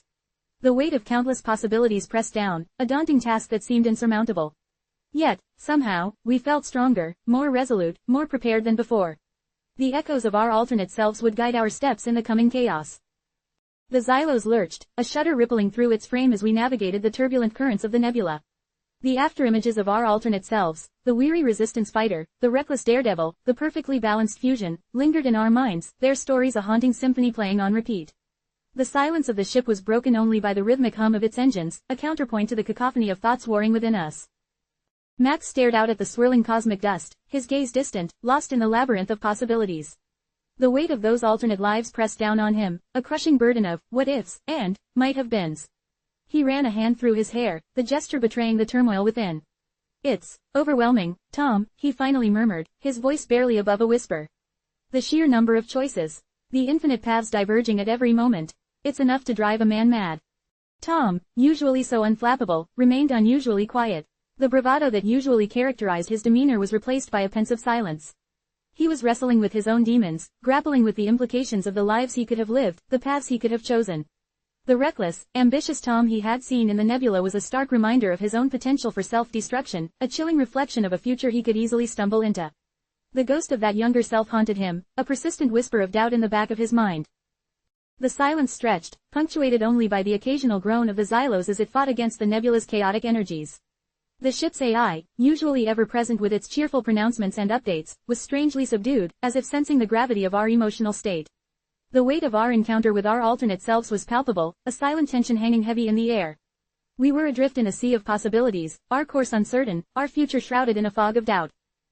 Remember what the fused self said. Max finally broke the silence, his voice tinged with a newfound resolve. The journey is as important as the destination. He looked at Tom, his eyes searching for understanding, for reassurance. We can't dwell on what could have been. We have to focus on what we can do, on what we will do. Tom nodded slowly, the ghost of his reckless counterpart fading into the background.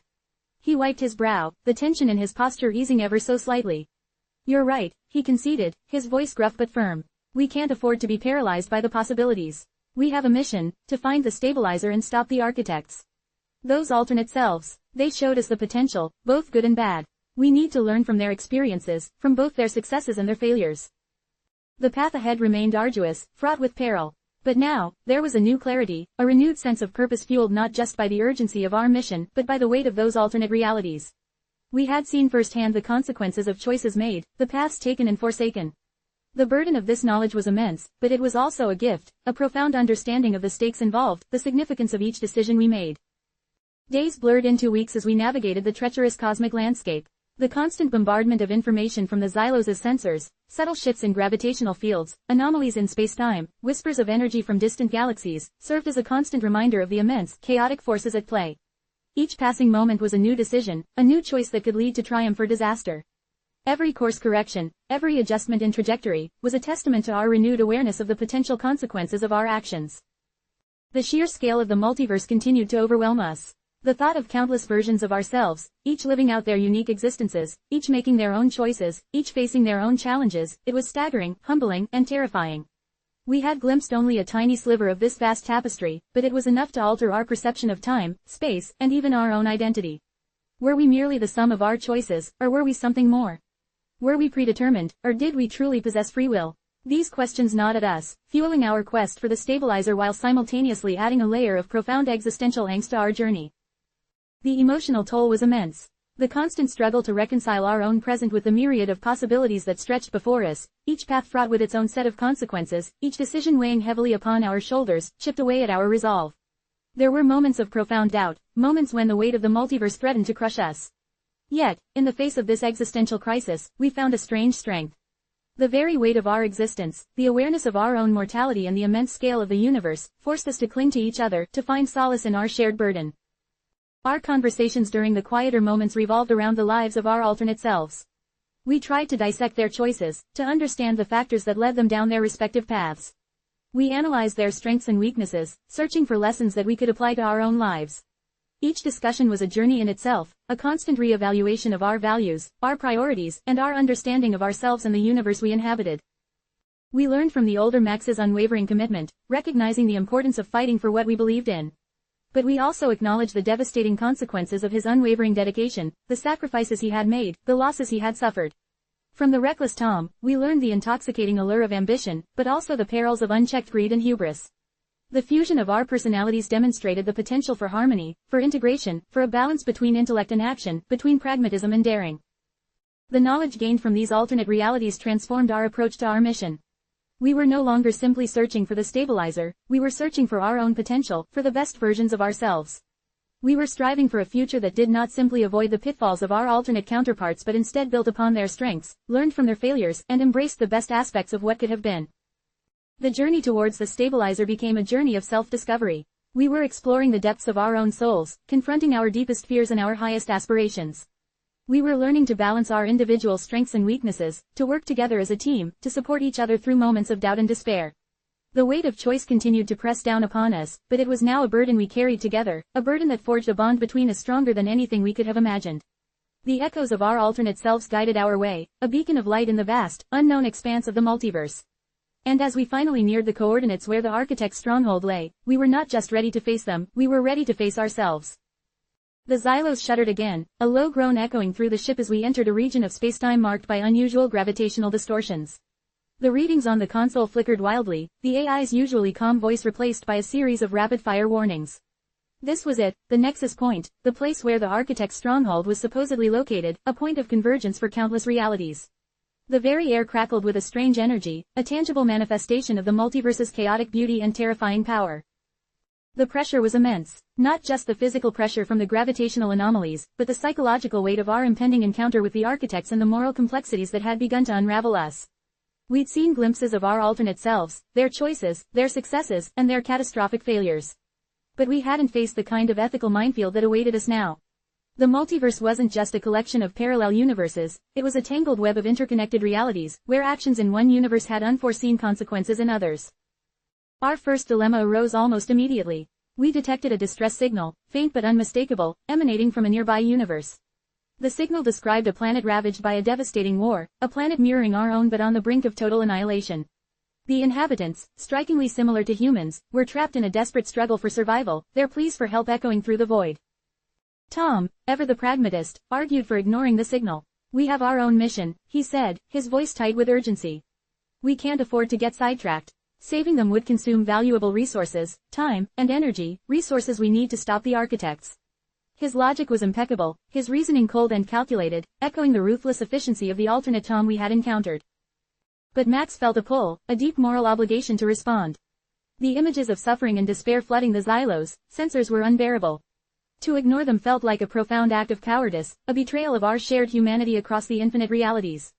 He argued that saving this world, even if it meant delaying our mission, was the right thing to do. The weight of inaction felt far more burdensome than the risk of delaying our primary objective. He recalled the selfless acts of his alternate self, the sacrifices made for a greater good, and found inspiration in his commitment to altruism. The ensuing debate was fierce, a clash of ideologies and conflicting priorities. We spent hours dissecting the ethical implications of intervention, the ripple effects our actions could have throughout the multiverse. Ignoring the distress signal seemed monstrously cruel, a cold, calculated decision that could condemn an entire civilization. Yet, to intervene could be equally disastrous, diverting our resources from our primary mission to stop the architects, a mission that could save countless other universes. Our AI, ever the neutral observer, provided cold, hard data. Intervening would delay our arrival at the architect's stronghold by approximately 6 weeks. 6 weeks, a small time frame in the cosmic scale, yet potentially enough time for the architects to complete their nefarious plan. But ignoring the signal might seal the fate of billions. The decision was agonizing, and for the first time, the weight of the multiverse felt truly crushing. We finally decided to act. The risk, we agreed, was worth taking. The potential loss of countless lives outweighed the potential delay, no matter how strategically important. We dispatched a rescue team, a small, highly specialized unit capable of stabilizing the planet's ecosystem and providing immediate medical and logistical support. The resources we could spare were limited, a testament to the delicate balance between our mission's goals and the moral imperative to offer assistance. The act of intervention, however, unleashed a new set of moral dilemmas. The planet's war was complex, with numerous factions and competing ideologies. Our initial intervention was welcomed, but subsequent requests for assistance, for technology, for military intervention, for political guidance, raised profound ethical questions. Were we, by providing aid, inadvertently influencing the course of this war, shaping the future of this reality in ways we couldn't foresee? Furthermore, the planet's history mirrored our own, with a past riddled with conflict, oppression, and injustice. We found ourselves navigating intricate political landscapes, grappling with issues of cultural sensitivity, and confronting the uncomfortable truth that our own history was full of similar moral failures. We were forced to confront the hypocrisy of our own civilization, recognizing our past transgressions in the mirror of this alien society. Our seemingly noble act of rescue had entangled us in a web of intricate moral complexities, demanding a profound understanding of the planet's history and its internal struggles. The relief we felt at initially helping this world quickly gave way to a heavier burden.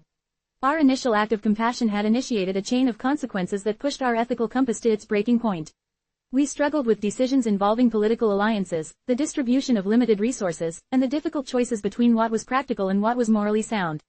Each decision held the potential to create yet more conflict, to exacerbate existing tensions, or to perpetuate the cycle of violence.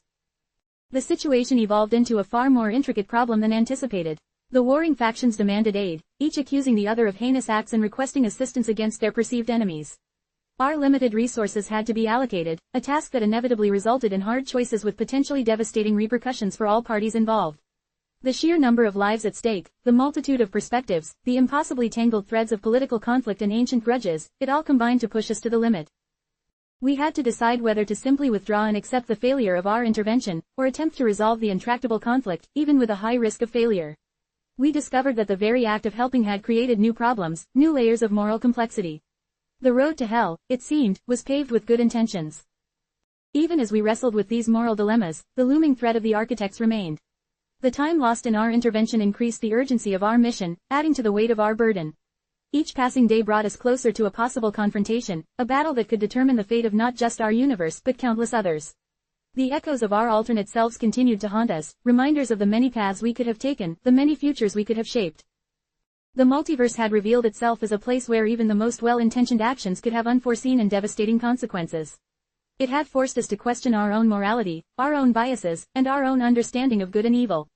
Our mission to find the stabilizer had evolved into a profound journey of self-discovery, a relentless exploration of the ethical complexities inherent in a reality that is far vaster and more intricate than we could have ever imagined. The weight of the multiverse pressed down on us, heavier now than the gravitational distortions warping space-time around the Xylos. 6 weeks. 6 weeks we'd lost, attempting to mend the shattered remnants of a reality so strikingly similar to our own, a reality we'd inadvertently plunged further into chaos. The distress signal, once a beacon of desperate hope, had become a symbol of our own fallibility, a testament to the unforeseen consequences of well-intentioned actions.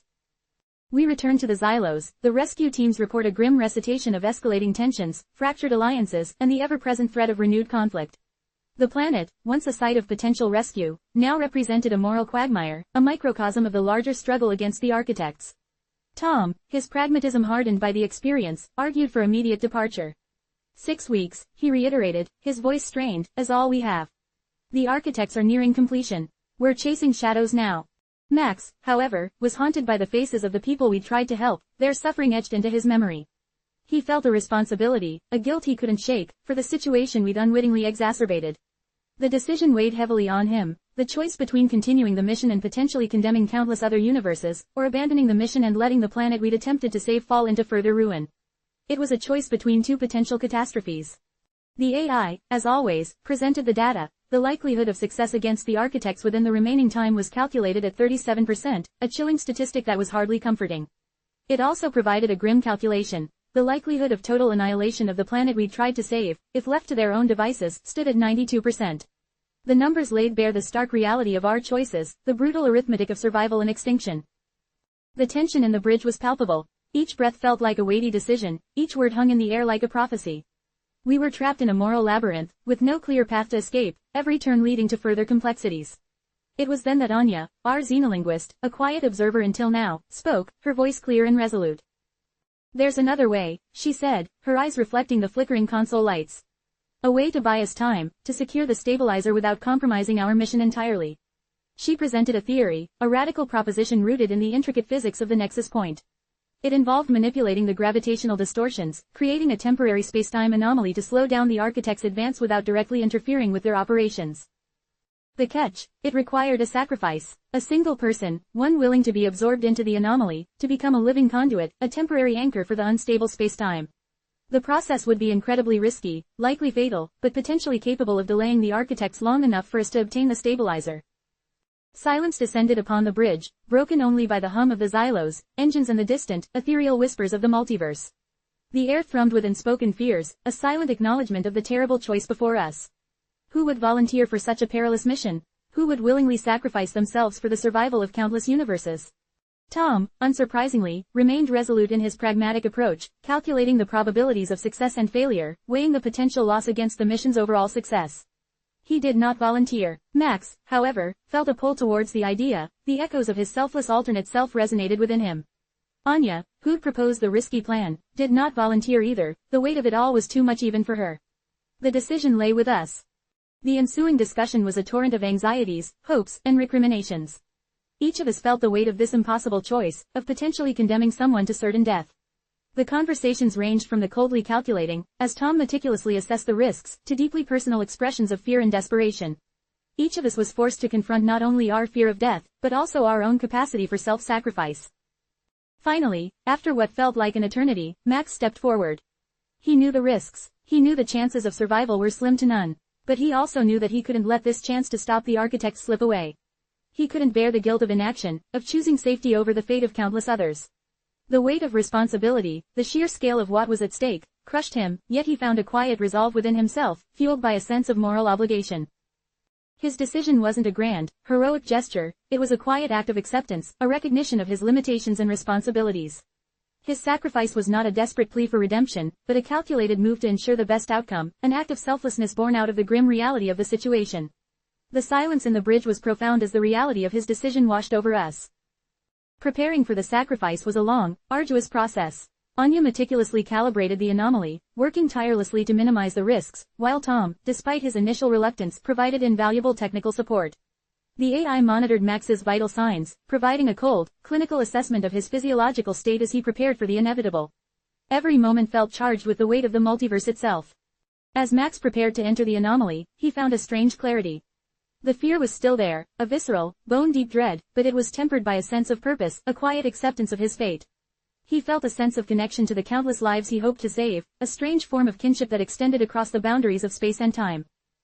His farewells were brief, simple, yet deeply moving. Each goodbye held a weight, a burden of unspoken emotions and fears. There were no grand pronouncements, no heroic speeches, merely a quiet recognition of the finality of the moment, a shared understanding of the sacrifice being made. In that moment, in the face of imminent death, the connections between us grew deeper, stronger than the weight of the multiverse that surrounded us. As Max stepped into the anomaly, his form slowly dissolving into the swirling vortex of space-time, the xylos shuddered, the gravitational forces fluctuating wildly. The air crackled with energy, a symphony of chaos and destruction. For a long moment, we watched, holding our breath, our hearts pounding in our chests as we waited for news, a sign, anything. The tension was unbearable.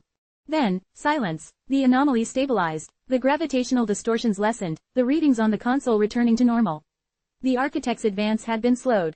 We had bought ourselves time. The sacrifice had been made, the redemption begun, yet the echoes of Max's decision reverberated through the ship, through us, a constant reminder of the cost of victory, of the profound sacrifices required in the face of universal destruction. The fight to save the multiverse, however, was far from over. The path ahead remained perilous, our destination shrouded in uncertainty, but with the time bought by Max's sacrifice, a flicker of hope had emerged from the shadows of the multiverse, a fragile beacon in the endless expanse of possibilities. The journey to find the stabilizer continued, imbued with a new, deeper understanding of sacrifice and the strength of the human spirit in the face of unimaginable odds.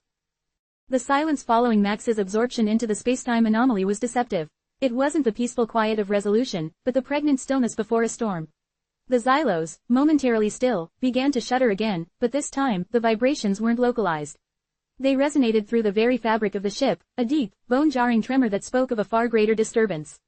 The AI, usually a stoic dispenser of data, emitted a series of alarmed beeps, its visual display flashing a cascade of error messages. Anya, her face pale, stared at the console, her fingers flying across the controls. The nexus point, it's destabilizing, she whispered, her voice barely audible above the growing cacophony. Max's sacrifice, it created a ripple effect, a cascading failure throughout the multiverse. The data streams flooding the screens confirmed her fears. Reality itself seemed to be fraying at the edges, the intricate tapestry of spacetime unraveling. Dimensions were collapsing, merging, and reforming in a chaotic dance of creation and destruction. The carefully calculated anomaly, designed to slow the architects, had instead triggered a far more catastrophic event, a chain reaction that threatened to unravel the entire multiverse. Tom, his usual pragmatism shattered, was reduced to panicked reactions. His movements were jerky, his words rushed and disjointed as he barked orders at the engineering crew, trying to contain the damage, to stem the tide of chaos. The ship was buffeted by unseen forces, tossed around like a leaf in a hurricane. Gravity fluctuated wildly, throwing crew members against the walls, their screams swallowed by the overwhelming roar of the collapsing reality. The initial success, the brief moment of hope, evaporated like morning mist. Max's sacrifice, intended as a calculated risk, had become a gamble with cosmic consequences, a high-stakes wager that had yielded a devastating loss. We had bought time, yes, but at the cost of plunging the multiverse into even greater turmoil. The architect's advance was slowed, but the price was the catastrophic unraveling of the very fabric of existence. The AI, overwhelmed by the sheer scale of the unfolding disaster, struggled to process the data, spitting out increasingly fragmented reports, its predictive models failing to cope with the unprecedented level of chaos. The probabilities it had presented before, those cold, hard numbers that had governed our decision-making, were now rendered meaningless. We were beyond calculation, beyond prediction. We were adrift in a maelstrom of our own making. The ensuing hours were a blur of desperate attempts to regain control, to understand the nature of the new threat. Anya worked tirelessly, poring over data streams, her eyes bloodshot, her mind racing to find a solution. Tom, despite his initial shock, rallied his engineering team, their efforts a desperate, heroic fight against the forces of cosmic entropy. The situation had spiraled beyond anything we could have foreseen. Our carefully crafted plan, our calculated risk, had backfired spectacularly. The realization hit us with the force of a physical blow. Our understanding of the multiverse, the very foundation of our strategy, was flawed. We had underestimated the interconnectedness of realities, the delicate balance of cause and effect on a cosmic scale. Max's sacrifice, while noble and intended to buy time, had become a catalyst for unforeseen and devastating consequences. The echoes of his selflessness reverberated through the ship, a stark reminder of our hubris and the limitations of human comprehension. The consequences extended beyond the immediate physical threat. The chaotic reality shifts caused temporal paradoxes, creating alternate timelines and fragmented realities. We witnessed glimpses of these fractured worlds, distorted versions of our own, where the architects had won, where the Xylos never existed, where Max never made the sacrifice. These glimpses, fleeting and terrifying, sent shivers down our spines, fueling our desperation to restore order to the multiverse. Our initial goal, to secure the stabilizer, now seemed insignificant compared to the overwhelming task of preventing the complete collapse of reality. The fight against the architects, once the defining objective, now seemed like a secondary concern, overshadowed by the far greater threat of existential annihilation. We had traded one crisis for another, a more dangerous, more catastrophic one. The next few days were a frantic scramble for survival. We worked tirelessly, pushing our minds and bodies to their limits. Anya, fueled by adrenaline and a burning determination, discovered a new pattern within the chaos. It was a faint echo, a whisper within the storm, a pathway through the shattered realities.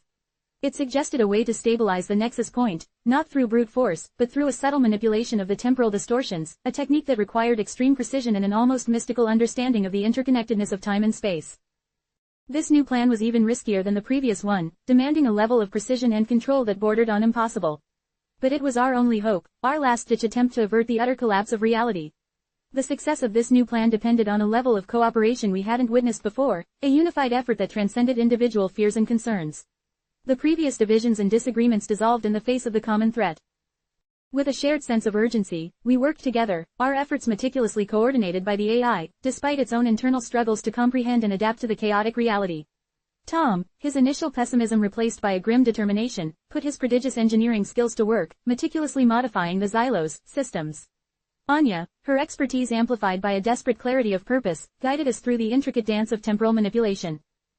The final execution of the plan was fraught with peril. Every decision was a gamble, every action a potential catalyst for further disaster. The very air crackled with anticipation, the palpable tension in the bridge a reflection of the precarious balance between salvation and annihilation. This wasn't merely a battle for the fate of the Xylos or even our own universe, but for the very survival of the multiverse itself. The future of an infinite number of realities hung in the balance. The procedure was a nerve-wracking dance, a delicate balancing act on the precipice of existence itself. The AI continuously monitored the fluctuating reality streams, its processed data updating every millisecond, guiding our efforts with a chilling precision. The success of our endeavor depended not just on our individual skills, but on our collective ability to harmonize our actions, to operate as a single, perfectly coordinated unit. Finally, with a final pulse of energy, the anomaly stabilized. The chaotic shifts subsided, the shattered realities began to mend. It wasn't a perfect restoration, the scars of the near catastrophe remained, a grim testament to the fragility of the multiverse. But we had averted total collapse. The fight was far from over, the path ahead still riddled with uncertainty, but we had bought ourselves a chance, a sliver of hope amidst the endless expanse of possibilities. Max's sacrifice, while tragically costing his life, proved to be the catalyst for our ultimate salvation. The echoes of his selfless act would remain as a constant reminder of the price of survival in the face of overwhelming odds. The journey to secure the stabilizer continued, but now, it was a journey imbued with a profound respect for the interconnectedness of reality and the unforeseen consequences of even the most well-intentioned actions. The weight of the multiverse, while still present, felt somewhat lighter. The fight for survival had brought us together, strengthened us, and forged a bond that would withstand any future trials. Chapter 4. Fractured Realities. The shimmering, iridescent veil of reality fractured further, splitting into jagged shards of impossible geometries. One moment, the bridge of the Xylos was a familiar, if battered, control room; the next, it was a grotesque parody, walls melting into swirling nebulae, consoles morphing into skeletal structures of unknown origin. Anya screamed, a raw, primal sound swallowed by the howling wind that seemed to emanate from the very fabric of space-time. Tom, clinging precariously to a console that shifted and reformed with maddening speed, roared orders into his comms, his voice strained and cracking. Engineering, report, can we stabilize the warp field? The response was a garbled mix of static and terrified shouts, confirming his worst fears. The Xylos, once a beacon of hope, was now a fragile vessel sailing a sea of collapsing realities. The AI, usually a calm, reassuring presence, sputtered and glitched, its synthetic voice a strained whisper. Probability of survival, decreasing, exponentially, its visual display flickered erratically, showing a chaotic jumble of overlapping realities, each more nightmarish than the last. One showed the Xylos consumed by a vast, purple sun, another depicted a landscape populated by towering, insectoid creatures, yet another was simply a void, an infinite black expanse devoid of light or sound. Max, even after his seemingly successful manipulation of the nexus point, was far from safe. His consciousness, tethered to the Xylos by an increasingly tenuous connection, was buffeted by the chaotic shifts in reality. He experienced fleeting glimpses of these alternate timelines, of worlds where the architects had triumphed, where humanity was enslaved, and where the Xylos never existed, a chilling reminder of the stakes. He felt himself being pulled in multiple directions, his sense of self fracturing along the seams of the collapsing multiverse. The reality around him was a kaleidoscope of impossible scenarios, streets twisting into impossible angles, buildings morphing into strange, alien landscapes, faces distorting into grotesque parodies of human features. It was a sensory overload, a constant assault on his mind and body. Yet, within this chaotic maelstrom, a strange sense of clarity emerged. Max's experiences within the nexus point had altered his perception of reality, granted him an almost intuitive understanding of its underlying structure. He could sense the flow of temporal currents, the subtle vibrations of collapsing dimensions. This newfound awareness was his only hope, his lifeline in this sea of chaos. Tom, fighting to maintain control amidst the swirling vortex of collapsing realities, seized upon a fleeting moment of stability. He barked out a series of precise instructions, guiding his engineers through the process of rerouting power, stabilizing the ship's core systems, and bracing against the immense gravitational shifts. Each command was a gamble, a desperate attempt to steer the Xylos through this cosmic storm. The crew, united by the imminence of their destruction, worked with a ferocious efficiency, their movements almost ballistic in their precision. They were no longer simply engineers or technicians, they were artists of survival, painting a masterpiece of resilience against the backdrop of a collapsing universe. Anya, meanwhile, struggled to decipher the fragmented data streams flooding the console. The AI's predictions were worthless, its models overwhelmed by the unprecedented scale of the catastrophe.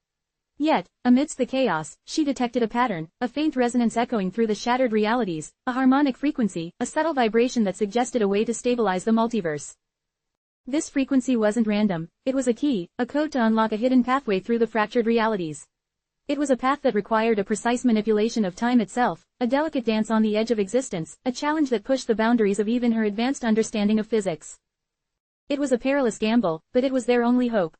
The alternative was utter annihilation, the complete erasure of their universe and countless others. The weight of this cosmic responsibility pressed down upon them, a crushing burden that threatened to suffocate them. Max, leveraging his newfound connection to the multiverse, guided Anya, feeding her fragments of information gleaned from his experiences within the nexus point. He described the patterns of the collapsing realities, the hidden pathways, the faint echoes of stability amidst the chaos. His words, relayed through the faltering AI, were their only guide, their only beacon of hope in this abyss of collapsing worlds. The next few hours were a blur of frantic activity. Tom, his face grimy with sweat and grime, orchestrated the engineering efforts, his commands sharp and precise, his voice ringing out above the cacophony of collapsing realities. Anya, her eyes bloodshot, her fingers flying across the console, painstakingly translated Max's visions into actionable strategies. The AI, its circuits overloaded, struggled to keep pace, its processing power barely enough to handle the influx of data. They worked as a single unit, their combined skills and expertise forming a cohesive whole, a force that defied the odds. They were a symphony of desperate hope amidst the discordant notes of a dying multiverse. The fragility of their situation was palpable, the tension thick enough to cut with a knife. One wrong move, one miscalculation, could trigger a chain reaction that would consume them all. As they worked, reality continued its relentless dance of destruction and creation. They saw universes where the sun was a black hole, others where gravity flowed in reverse, and yet more where life took forms beyond human comprehension.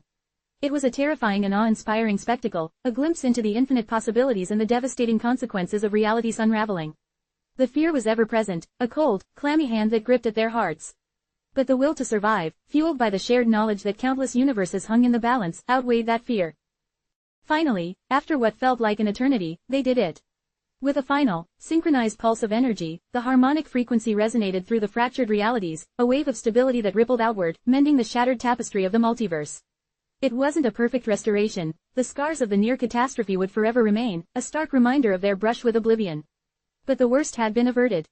The Xylos, battered but intact, emerged from the maelstrom, its system slowly returning to normal. The chaotic shifts subsided, the impossible geometries dissolving into familiar shapes.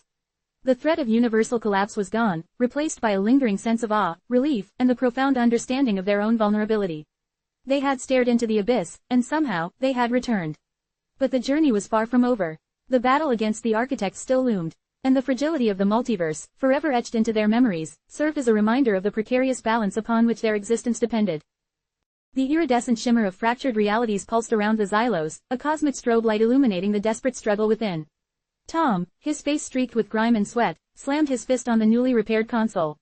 It's no use. The main stabilizer is fried. We're losing coherence faster than we can patch it. Max, his consciousness still tethered precariously to the ship, felt the agonizing pull of the collapsing multiverse intensify. His mind, a battlefield of conflicting realities, was bombarded with images of annihilation, universes imploding into nothingness, galaxies twisting into grotesque parodies of their former selves. He saw worlds where humanity had never risen, worlds where the architects reigned supreme, their iron grip crushing all opposition. The sheer scale of potential destruction threatened to overwhelm him. We need a new approach, Max rasped, his voice barely audible above the cacophony of failing systems. His connection to the nexus point, though weakened, provided a unique perspective, a glimpse into the underlying structure of reality itself.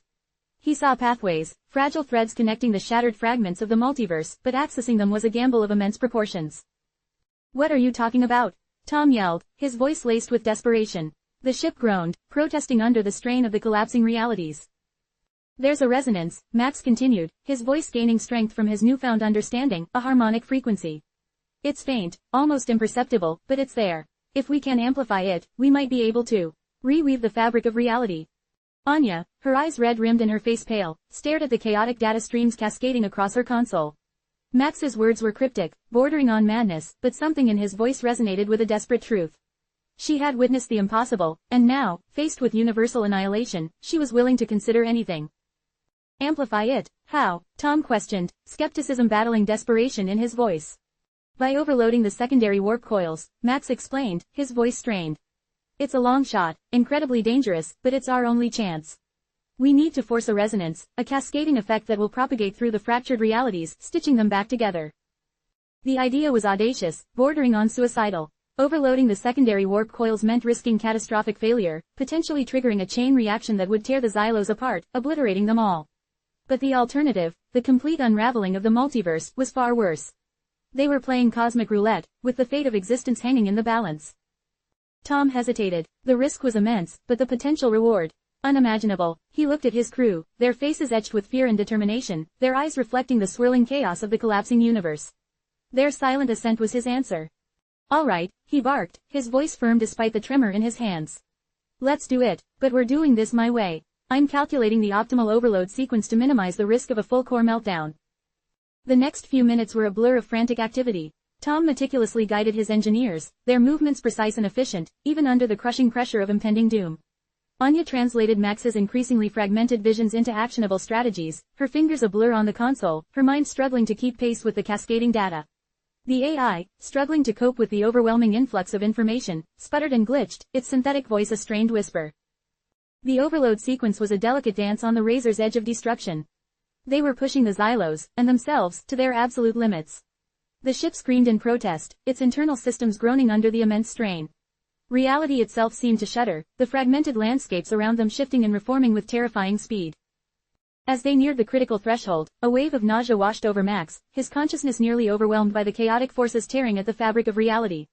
He felt himself being pulled apart, his sense of self dissolving into a million fragments, each experiencing a different, horrifying reality.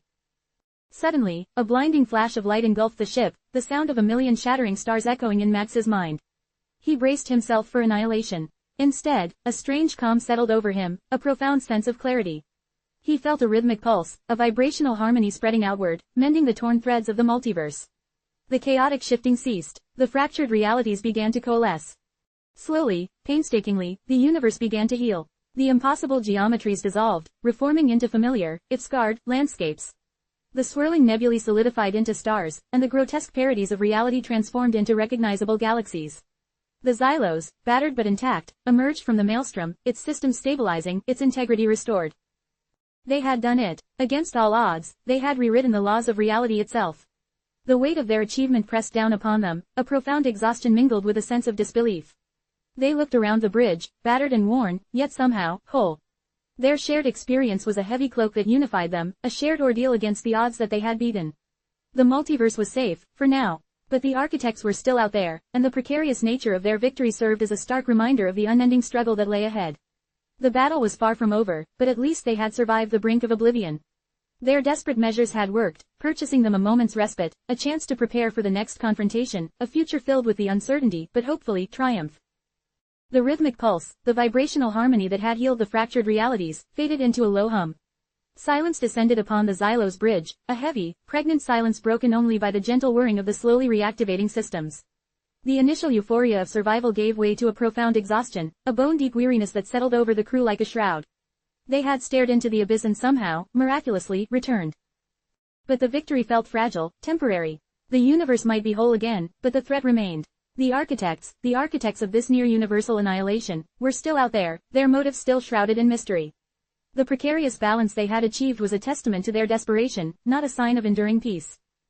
As Tom initiated a diagnostic scan of the Xylos' systems, a tremor ran through the ship, a low, resonant vibration that wasn't registered on any of the sensors. Max felt it instinctively, a deep, primal resonance that seemed to emanate from the very fabric of space-time. It was a subtle shift, barely perceptible, but it spoke of something different. What was that? Anya asked, her voice hushed, her eyes wide with apprehension. Before Max could answer, a shimmering distortion appeared in the observation deck's viewport, a ripple in reality that coalesced into a form. It was humanoid in shape, but its features were otherworldly. Its skin shimmered with an iridescent sheen, its eyes glowed with an inner light, and its form pulsed with the same rhythmic vibration Max had sensed earlier. It spoke, its voice a melodious chime that resonated deep within Max's soul. We sensed your struggle. We observed your audacity. The creature paused, its gaze sweeping over the weary crew. We are the Krill, and we owe you a debt. The Krill, a species Max had only encountered in the most fringe theoretical physics papers. Beings of pure energy, existing outside the conventional laws of physics, capable of manipulating reality itself. They were considered by many to be a myth, a figment of overactive imaginations. And yet, here one was, offering them a debt of gratitude. Tom, his hand instinctively reaching for his sidearm, hesitated. The Krill's aura, despite its otherworldliness, didn't radiate malice. There was a power there, immense and undeniable, but it was tempered by a weariness, a shared understanding of the cosmic struggle. A debt? Tom asked, his voice wary but controlled. For what? For preventing the architect's ultimate goal, the Krill responded. We have been observing for eons. We know their power, their ambitions. Your actions, they bought us time. Anya, ever the pragmatist, cut through the mystical undertones. What kind of time? And what do you intend to do with this time? The Krill's form flickered, its iridescent skin shifting colors. The architects sought to collapse the multiverse, to rewrite reality in their own image. We could not stop them directly. But your actions, they disrupted their plans, created fractures in their control. This gives us an opportunity, a chance to gather strength, to prepare for a final confrontation. Before the Krill could elaborate, another distortion appeared in the viewport, this one far less graceful. It was a grotesque parody of life, a pulsating mass of tentacles and eyes, radiating an aura of malevolent energy. It was a creature of the architects, a twisted monstrosity sent to investigate the source of the disruption. They know, the Krill stated, its voice devoid of emotion. They have detected the change in the fabric of reality. The Krill's declaration was followed by an almost imperceptible shift in the ship's environment. The rhythmic pulse that had saved them earlier now pulsed with an unnerving urgency. It resonated not only through the ship but seemed to run through Max himself, a strange, otherworldly connection linking the Krill, the Xylos, and seemingly, the very fabric of the universe.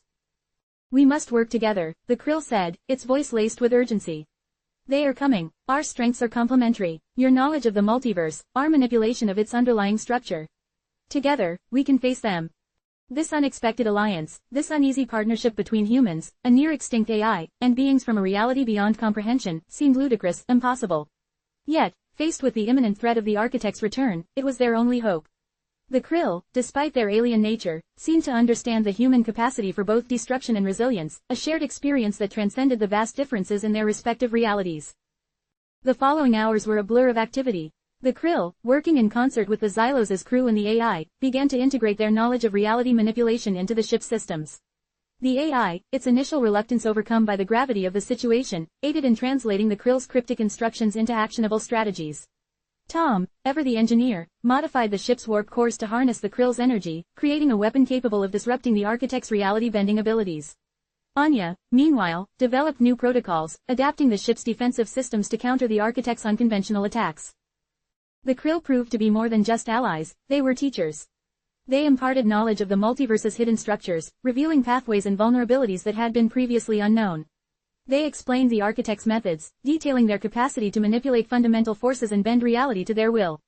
This new knowledge was both terrifying and exhilarating, providing a deeper understanding of the enemy, and a more effective plan for resistance. The combined knowledge of physics, engineering and the Krill's otherworldly understanding, was a terrifying weapon in itself. Their combined efforts resulted in an intricate defensive network, a cosmic shield capable of deflecting the architect's attacks. This wasn't a mere shield, it was a dynamic, evolving system that adapted to the architect's unpredictable methods, a testament to their ingenuity and their unexpected alliance. It used the rhythmic pulse the Krill had introduced, a harmony that was somehow incompatible with the architect's chaotic energies. The battle was far from won. The architects were powerful, their methods unpredictable, and their reach seemingly limitless. But the unexpected alliance, forged in the crucible of near-universal destruction, had given them a fighting chance. They had faced annihilation, and emerged not only survivors, but stronger, united by a shared understanding of the precariousness of their existence and the magnitude of the threat they faced. This shared experience, beyond the battle for survival, bonded them. The Krill, initially perceived as mythical beings from another reality, had become an unexpected ally, their unique perspective transforming the fight from a struggle for mere survival to a fight for the very fabric of existence. The universe, fractured once more, looked to these unlikely allies to restore its shattered harmony, one pulsating wave of energy at a time. The final confrontation was inevitable, but for now, a flickering, unstable peace reigned. A fragile, yet determined hope remained. The rhythmic pulse, the Krill's lifeblood woven into the Xylos' systems, thrummed with an almost painful intensity. It wasn't just a vibration, it was a presence, a tangible link to something. Beyond, Anya, her face pale but resolute, stared at the main viewport. The shimmering distortion, the gateway through which the Krill had appeared, had not vanished. Instead, it pulsed, expanded, revealing a glimpse of something that defied comprehension. It wasn't the chaotic, writhing horrors of the architect's realm, it wasn't even the structured, almost geometric perfection of other universes they'd glimpsed during their travels. This was nothing, a void, absolute and terrifying, devoid of light, sound, even the faintest trace of energy. It was a blackness so profound it seemed to consume the very concept of existence. A nothingness that dwarfed even the immensity of the multiverse itself. The Xylos' sensors overloaded, their readings spiking wildly before plunging into silent, null readings. Even the Krill's presence, usually a palpable wave of energy, flickered and weakened, almost as if this void, this utter absence, was actively draining their power.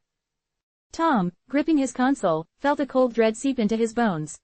This wasn't just a visual anomaly, it was a fundamental threat, a glimpse into the ultimate end, the finality of oblivion. The architects, in their twisted ambition, had sought to bend reality to their will. But this was beyond bending, this was obliteration. Max, his mind struggling to comprehend the implications of what he was witnessing, felt the familiar surge of the AI's presence. Its voice, usually calm and analytical, was laced with a rare, almost primal fear. This is the architect's true goal, it whispered, the words barely audible over the thrumming pulse. Not simply to dominate, not merely to reshape reality, but to unravel it, to return all existence to this void. A wave of nausea washed over Max. The fight against the architects had taken on a terrifying new dimension. It wasn't merely a battle for survival, it was a struggle against the ultimate nothingness, a race against oblivion itself. The Krill's form flickered, its iridescent sheen dimming. They seek to return all to the void, it echoed Max's understanding, its voice a faint chime. To erase the multiverse, to undo creation itself. The Krill paused, its energy fluctuating wildly. This is beyond even our comprehension. We have only sensed its existence, never truly understood its nature. Anya, her face etched with a grim determination, broke the silence. So, what do we do? How do we stop them from achieving this annihilation? The krill, its form stabilizing slightly, answered, its voice resonating with an unsettling blend of exhaustion and resolve. We must exploit the fractures. The architect's attempts to control reality created weaknesses, pathways to their control systems. But to access these pathways, we need to understand the underlying mechanics of the void itself. A feat almost impossible, but it is our only hope. The following days were a frantic race against time. The krill, drawing upon its ancient knowledge, guided the Xylos crew through a series of intricate experiments, pushing the boundaries of their understanding of physics, engineering and reality manipulation. The AI, its processing power stretched to its absolute limit, translated and interpreted the krill's complex instructions, providing the necessary theoretical framework. Tom, fueled by adrenaline and a desperate sense of urgency, worked tirelessly to modify the Xylos' systems, adapting the ship's capabilities to explore the very edges of reality. The krill explained the strange, almost paradoxical nature of the void. It wasn't merely an absence, it possessed its own kind of energy, a negative energy that counteracted everything else. It was a force that could be harnessed, a tool that could be used against the architects. But controlling this negative energy was incredibly dangerous. A miscalculation could unravel the fabric of reality with disastrous consequences. Their research uncovered hidden pathways within the fractured multiverse, fragile threads of energy connecting universes that were normally separated by an almost infinite distance. Through these pathways, they could gain access to the architect's central control point, the nexus of their power. However, venturing into these pathways required extreme precision. The risk was unimaginable. A single mistake could tear the fabric of space-time, leading to a catastrophic collapse of reality or even worse, expose their position to the architects. The krill revealed a terrifying truth. The architects weren't simply powerful beings, they were inherently unstable, their power fueled by a chaotic, self-destructive energy that threatened to consume them as well. Their quest for absolute control was a frantic attempt to stabilize themselves, to prevent their own annihilation.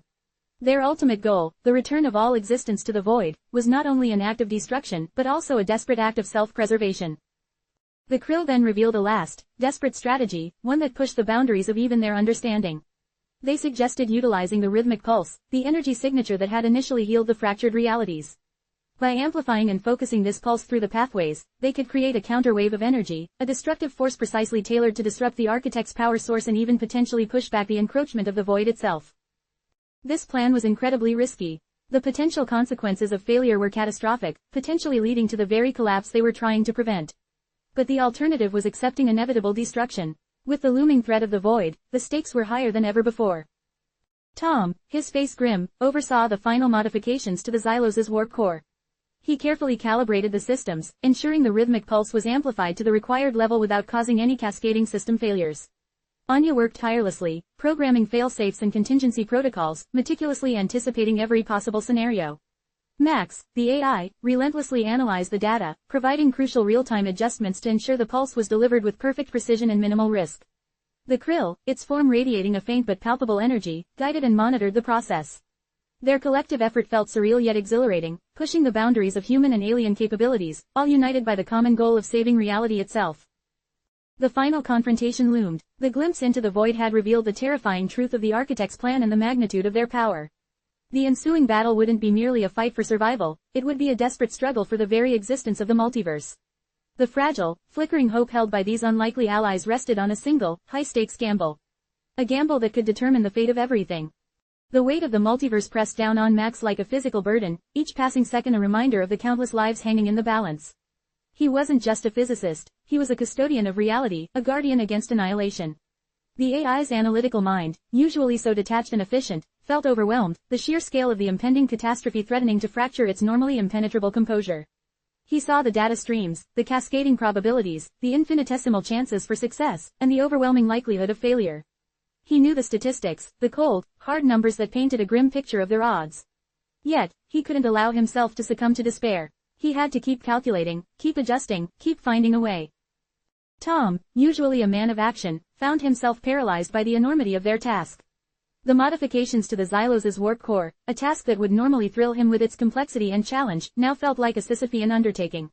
Each soldered connection, each calibrated setting, weighed heavily on his shoulders, carrying the weight of entire universes. The rhythmic pulse, the lifeblood of their plan, thrummed beneath his fingertips, a constant reminder of the power, and the peril, they wielded. He'd always prided himself on his calm under pressure, his ability to focus amidst chaos. Now, the chaos was internal, a maelstrom of doubt and fear battling against the unwavering need to succeed. The physical exhaustion was nothing compared to the mental strain. Every decision felt monumental, irrevocable. The wrong move could not only doom their mission but unravel the very fabric of existence. Anya, ever the pragmatist, focused on the practical aspects, meticulously creating fail-safes and contingency plans, a digital bulwark against the encroaching void. But even her steely resolve wavered at moments. The endless strings of code blurring before her eyes, the weight of responsibility pressing down, causing her fingers to falter. The sheer scale of the task, to save not just their own lives, but the lives of countless others across infinite realities, was daunting, enough to crush the spirit of even the most hardened warrior. Yet she pushed on, each line of code a testament to her unwavering belief in their cause. She wouldn't let fear paralyze her, she would fight, even if it meant fighting against the inevitable. The Krill, despite its ancient wisdom and immense power, seemed to be affected by the looming crisis. Its usually vibrant form shimmered with a diminished light, its energy wavering, mirroring the precarious state of the multiverse. Its pronouncements, once delivered with an unwavering certainty, were now punctuated by hesitant pauses, reflecting the immense strain of their collective struggle. It was not simply the burden of knowledge that weighed on it, but also the knowledge of the potential for devastating failure. They were all teetering on the precipice of oblivion. The weight of responsibility was shared, but it was also intensely personal. Max grappled with a new dimension to their struggle, the ethical implications. The plan to harness the void's negative energy was risky, potentially causing unforeseen consequences. A single miscalculation could trigger a chain reaction, destroying not only the architects but potentially obliterating everything within reach, including the universes they were trying to save. He wrestled with complex equations, trying to quantify the risk.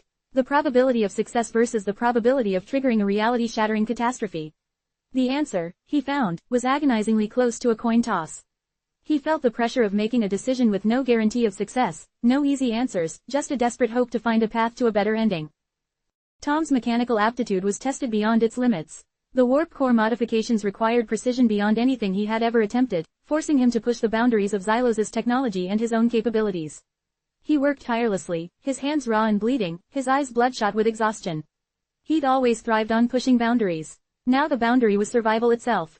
The physical toll was immense, yet that was nothing compared to the mental burden of knowing that a single mistake, a single lapse in concentration, could mean the end of all realities. He imagined the infinite chain reactions that could occur, the cascading failures, the eventual unraveling of everything. He couldn't allow that to happen. Anya found herself overwhelmed by the moral dilemmas. The plan hinged on exploiting the architect's inherent instability, pushing them towards their own self-destruction. While they were a threat, was it ethically right to manipulate their very essence for their own survival? It was a question that haunted her, a silent scream in the background of her meticulous work. She wrestled with the idea of playing God, making decisions that would affect the fate of countless entities. She programmed fail-safes not just for the technical aspects of the plan, but also for the ethical ones, attempting to build contingencies for unforeseen consequences to minimize the potential for irreparable damage.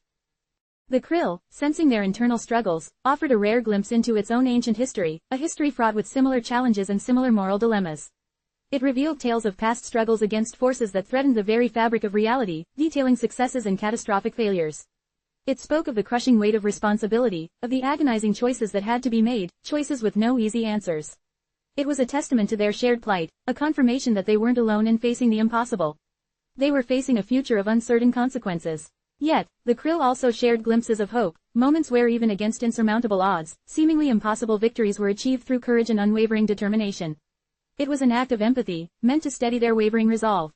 They had to focus on their own ability to forge a solution.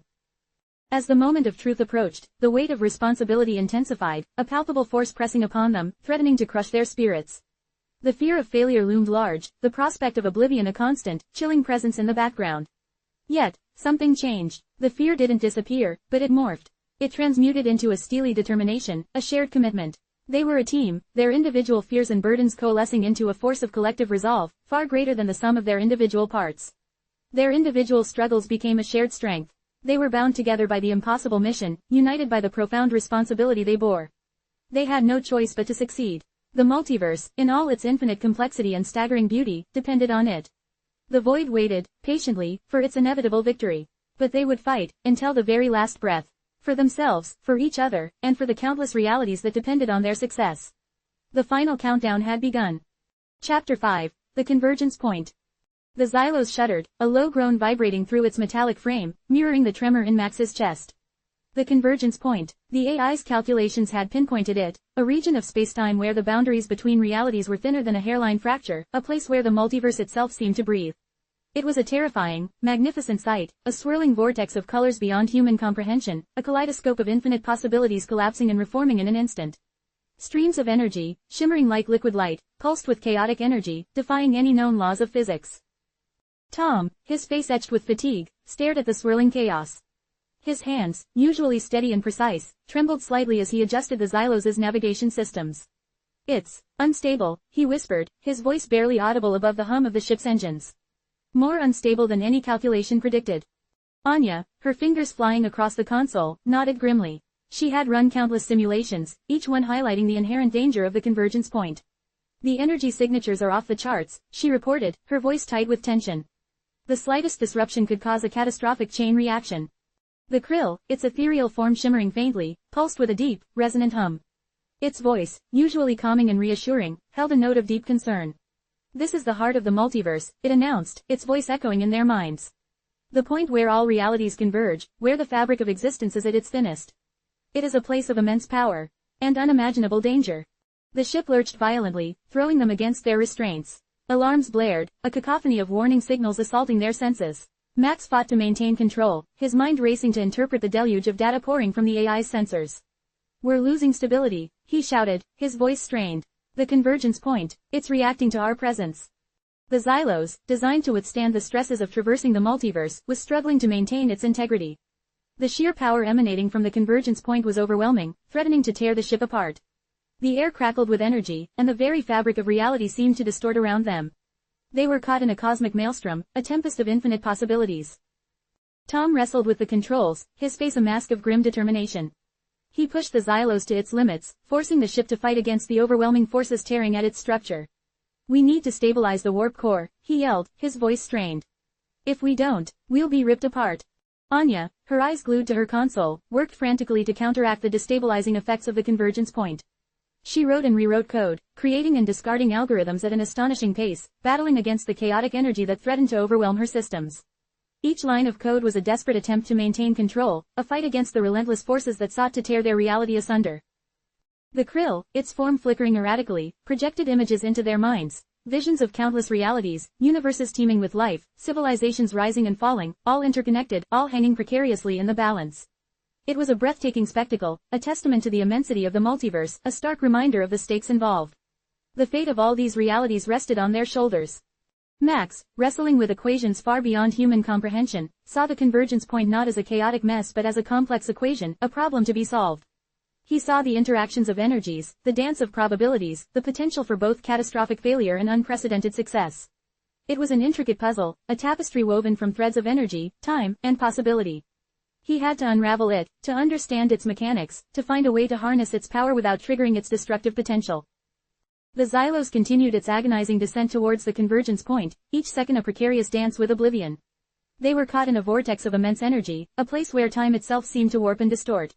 The ship's instruments went haywire, registering impossible readings, defying the laws of physics as they knew them.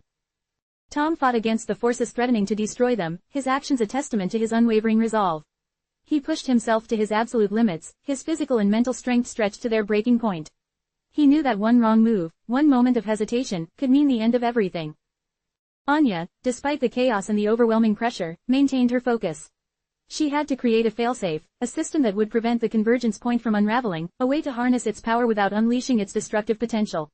She knew that the odds were stacked against them, but she refused to give up, to surrender to the inevitable. The krill, drawing upon its vast knowledge and ancient wisdom, offered guidance, a beacon of hope amidst the swirling chaos. It revealed secrets of the multiverse, insights into the very fabric of existence, offering solutions to the problems they faced. It was a desperate gamble, a last-ditch effort to save not only themselves but also the countless realities hanging in the balance. As they neared the center of the convergence point, the ship's hull groaned under immense pressure. The air thrummed with energy, the very fabric of spacetime around them seemed to fray and unravel. They were at the heart of existence, the nexus of all realities, a place of immense power and unparalleled danger. Their lives, the lives of countless others, hung precariously in the balance. This was it. This was the final stand. The final countdown to either salvation or oblivion. The universe held its breath. And so did they. The weight of infinite realities pressed down on them, but within that pressure, a spark of hope flickered. A fragile, tenacious hope, fueled by their shared determination to survive, to find a solution, to forge a path towards a future they could only glimpse, a future where the multiverse remained intact, vibrant, and full of life. The fight for survival had reached its peak. The Xylos, its multifaceted surface shimmering with an eerie, internal light, hung suspended before them, a colossal obsidian monolith against the backdrop of the swirling convergence point. It pulsed, a slow, rhythmic beat that resonated deep within Max's bones, a counterpoint to the frantic rhythm of the Xylos' own life support systems, barely holding on. This wasn't the mindless, destructive force they'd encountered before. This Xylos was different, calmer, more deliberate, its movements imbued with a chilling sense of purpose. They understand, Anya whispered, her eyes glued to the complex data streams flooding her console. They understand the consequences of their actions, but they don't care.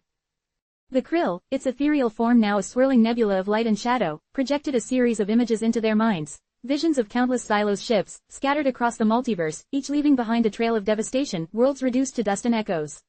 The scale of their destruction was staggering, a cosmic horror that dwarfed any human conflict. They weren't just conquerors, they were cosmic architects of annihilation, reshaping the multiverse according to a twisted, incomprehensible design. Tom, his face pale with exhaustion but his eyes blazing with determination, gripped the controls of the Xylos. They believe they are cleansing the multiverse, he said, his voice tight with tension. Removing what they see as imperfections, weak links. We are, in their twisted logic, a flaw to be eradicated. Max, his mind racing, saw the convergence point not just as a chaotic energy field but as a battlefield, a clash of wills between opposing forces.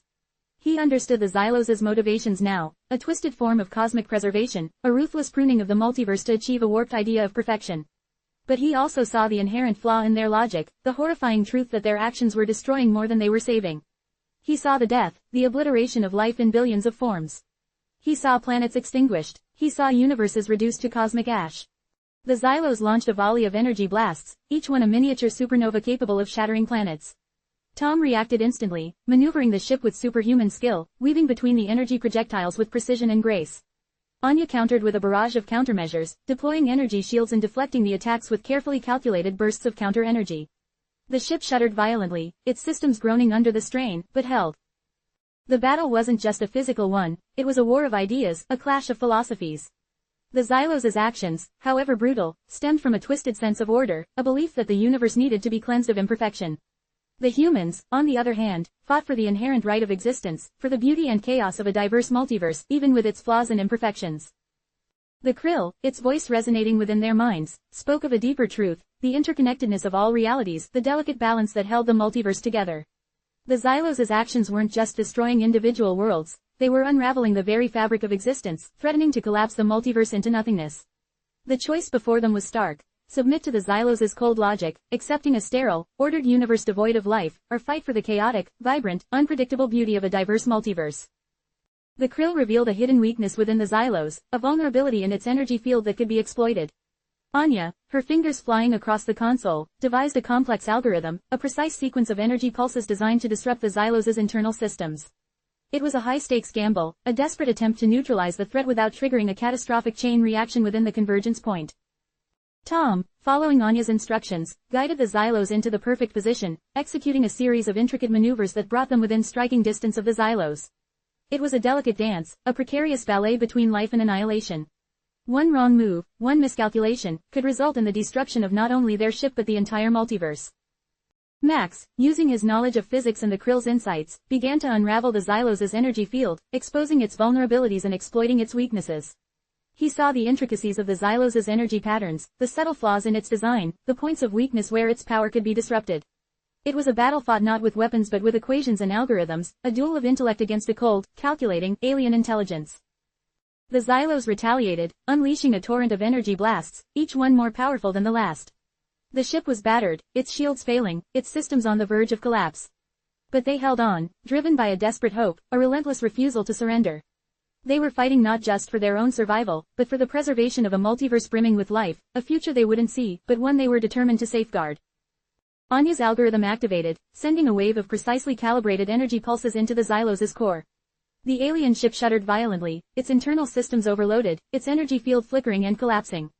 The Xylos' devastating attacks faltered, its power waning, its movements becoming sluggish and uncoordinated. The final confrontation wasn't a spectacular explosion of energy, but a slow, agonizing shutdown. The Xylos' internal systems failed one by one, its once formidable power dissolving into a quiet hum, a final, fading whisper before silence. The great cosmic architect of annihilation had fallen, not to overwhelming force, but to understanding, to a superior grasp of the principles governing their reality. The convergence point calmed, the swirling chaos began to subside. As the Xylos's energy signature disappeared, a palpable sense of relief swept over them. They had won, they had survived, they had saved, perhaps, not just themselves, but the entire multiverse, proving that even the darkest of cosmic forces can be overcome by the resilience, determination, and knowledge of those who fight for existence itself. The universe breathed a collective sigh. The future, once uncertain, now held the faint glimmer of hope, a testament to the enduring power of human ingenuity, perseverance, and the belief in a vibrant, diverse, and, yes, imperfect multiverse. The silence following the Xylos's demise was deafening, a stark contrast to the cacophony of energy that had just subsided. The convergence point, once a swirling vortex of chaotic energy, now pulsed with a subdued, almost hesitant energy. The immediate danger was over, but a new, equally terrifying challenge loomed, repairing the damage inflicted upon the fabric of reality. Anya, her face pale but resolute, ran diagnostic scans across multiple dimensions. The readings were grim. The Xylos's attacks hadn't just destroyed planets, they had ripped holes in the very tapestry of space-time, creating unstable rifts that threatened to unravel the multiverse. These weren't simple tears, they were complex fractures, interwoven with paradoxes and inconsistencies, each threatening to cascade into a catastrophic chain reaction. The damage is extensive, Anya announced, her voice strained. Multiple dimensional tears, temporal anomalies. It's like someone took a cosmic jackhammer to the universe. Tom, still gripping the controls, nodded grimly. He had witnessed the Xylos's destructive power firsthand, seen worlds reduced to dust in the blink of an eye. The sheer scale of the damage was overwhelming, a challenge that seemed to dwarf even their recent victory. Max, however, saw a different picture. His mind, honed by years of studying the intricacies of physics, saw not chaos, but a complex equation waiting to be solved. He saw the patterns within the damage, the underlying mathematical structures that governed the tears in space-time. He saw the possibility of repair, of stitching the fabric of reality back together. It's not unsolvable, Max said, his voice surprisingly calm. The damage follows predictable patterns. It's a complex problem, but not an impossible one. He accessed the Krill's data streams, the vast repository of knowledge provided by the ethereal entity, searching for solutions, for equations, for clues to repair the wounds inflicted upon the multiverse. The Krill's data was vast, a labyrinth of information that would take lifetimes to fully comprehend. But Max's intuition, sharpened by his years of research, guided him to specific sections of the database. He began to build a model, a complex mathematical structure that represented the damaged sections of space-time. He could see the rifts, the tears, the paradoxes, all mapped out in intricate detail. He was building a map to repair the universe.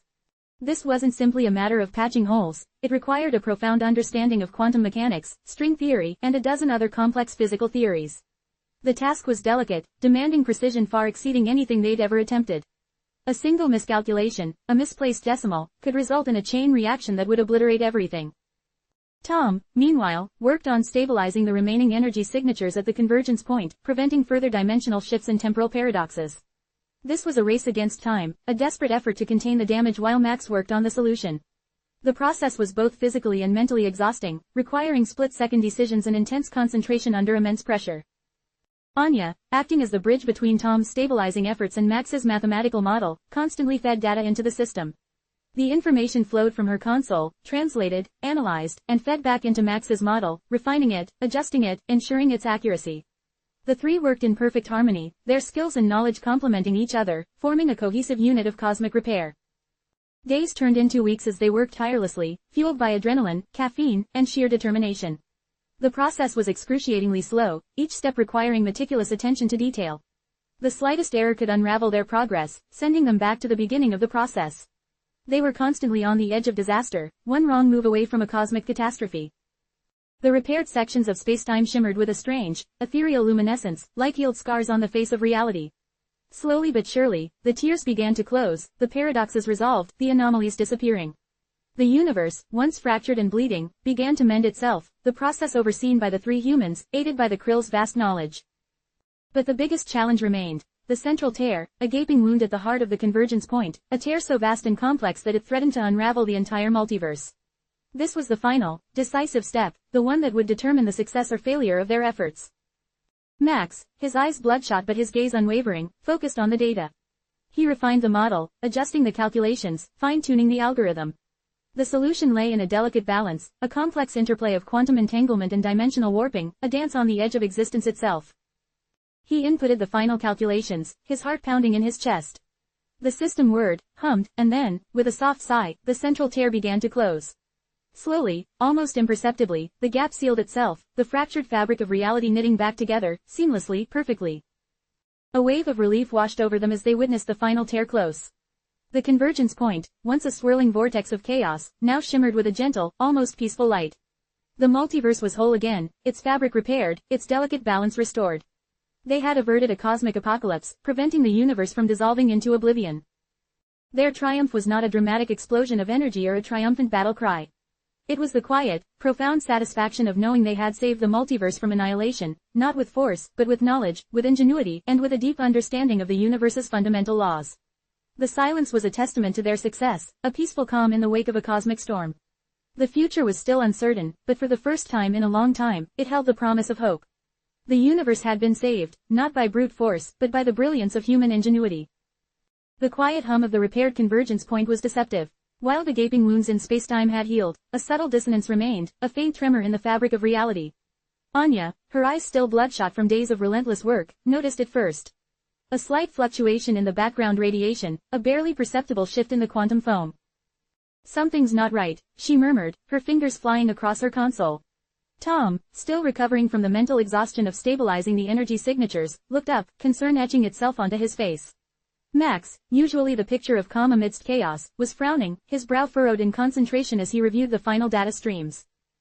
The Krill's data, initially a lifeline, now seemed to hold a hidden message, a cryptic warning buried within the vast sea of information. Max unearthed it during a late-night review, a chilling revelation that sent a cold shiver down his spine.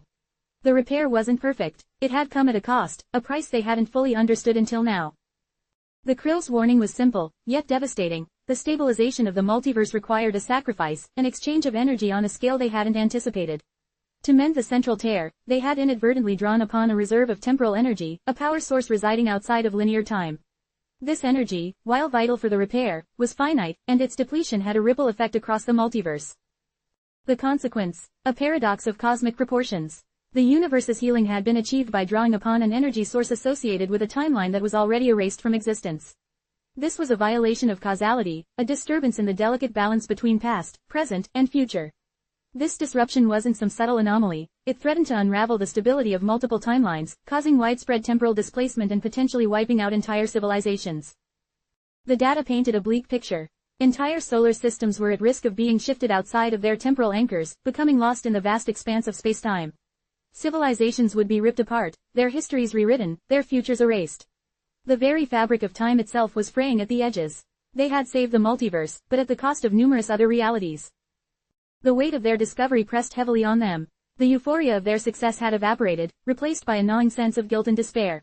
They had unknowingly condemned countless beings to oblivion in order to save their own. We created a new problem while solving the old one, Anya whispered, her voice choked with emotion. The magnitude of their unintended actions hit her with the force of a physical blow.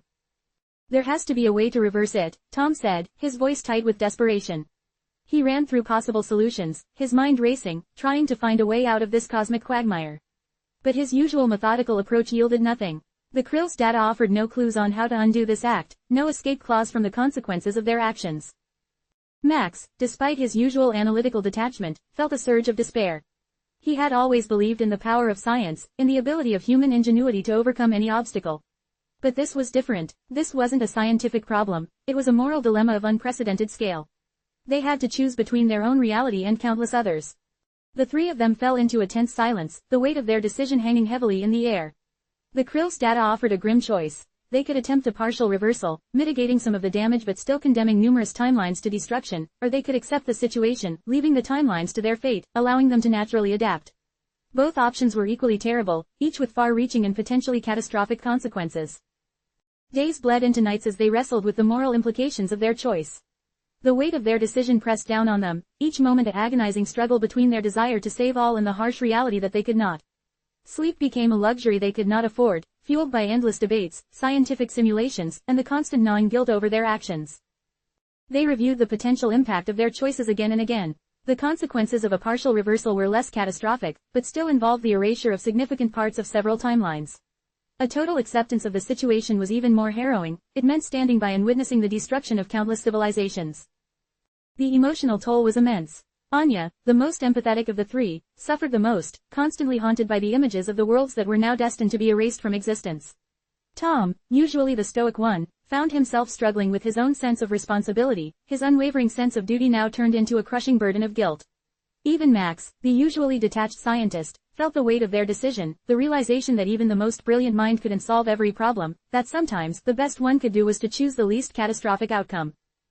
Ultimately, after days of agonizing deliberation, they reached a decision, a compromise born out of despair and the acceptance of a terrible truth. They opted for the partial reversal, acknowledging that their action would still lead to destruction but reducing the sheer scale of the devastation.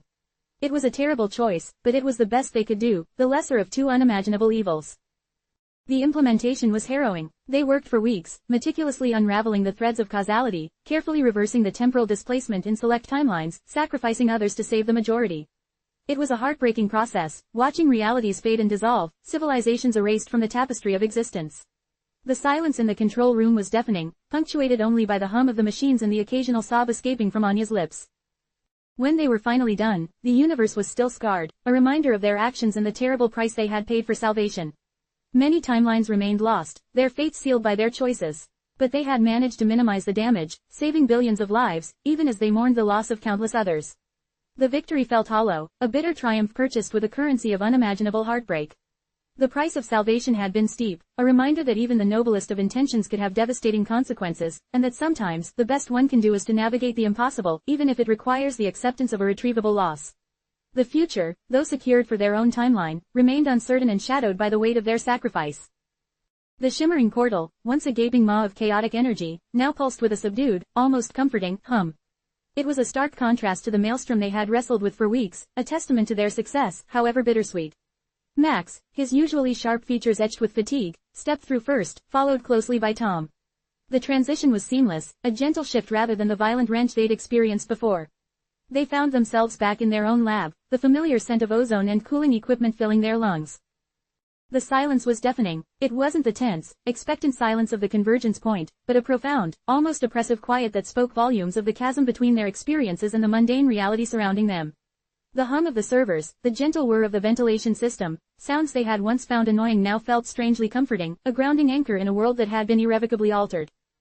Anya remained behind, her task far from over. She was responsible for monitoring the residual effects of their intervention, ensuring the fragile stability they had achieved wouldn't unravel. Her departure had been a silent agreement, a mutual understanding of the need for her to remain vigilant, a solitary sentinel guarding the gate between worlds. The separation, though necessary, was a sharp pang, a reminder of the shared trauma they had endured.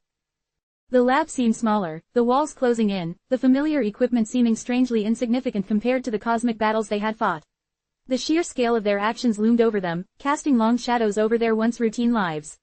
The universe they had saved felt different, strangely muted, the vibrant colors of everyday existence leached of their former brightness. The vibrant hues had been replaced by a subdued palette, reflecting the emotional toll their mission had taken. Tom broke the silence, his voice a low rumble, barely audible. It's over. The statement felt inadequate, a paltry attempt to summarize weeks of unimaginable stress and the crushing weight of moral decisions. The words hung in the air, heavy with unspoken implications, a testament to the emotional exhaustion they were both experiencing.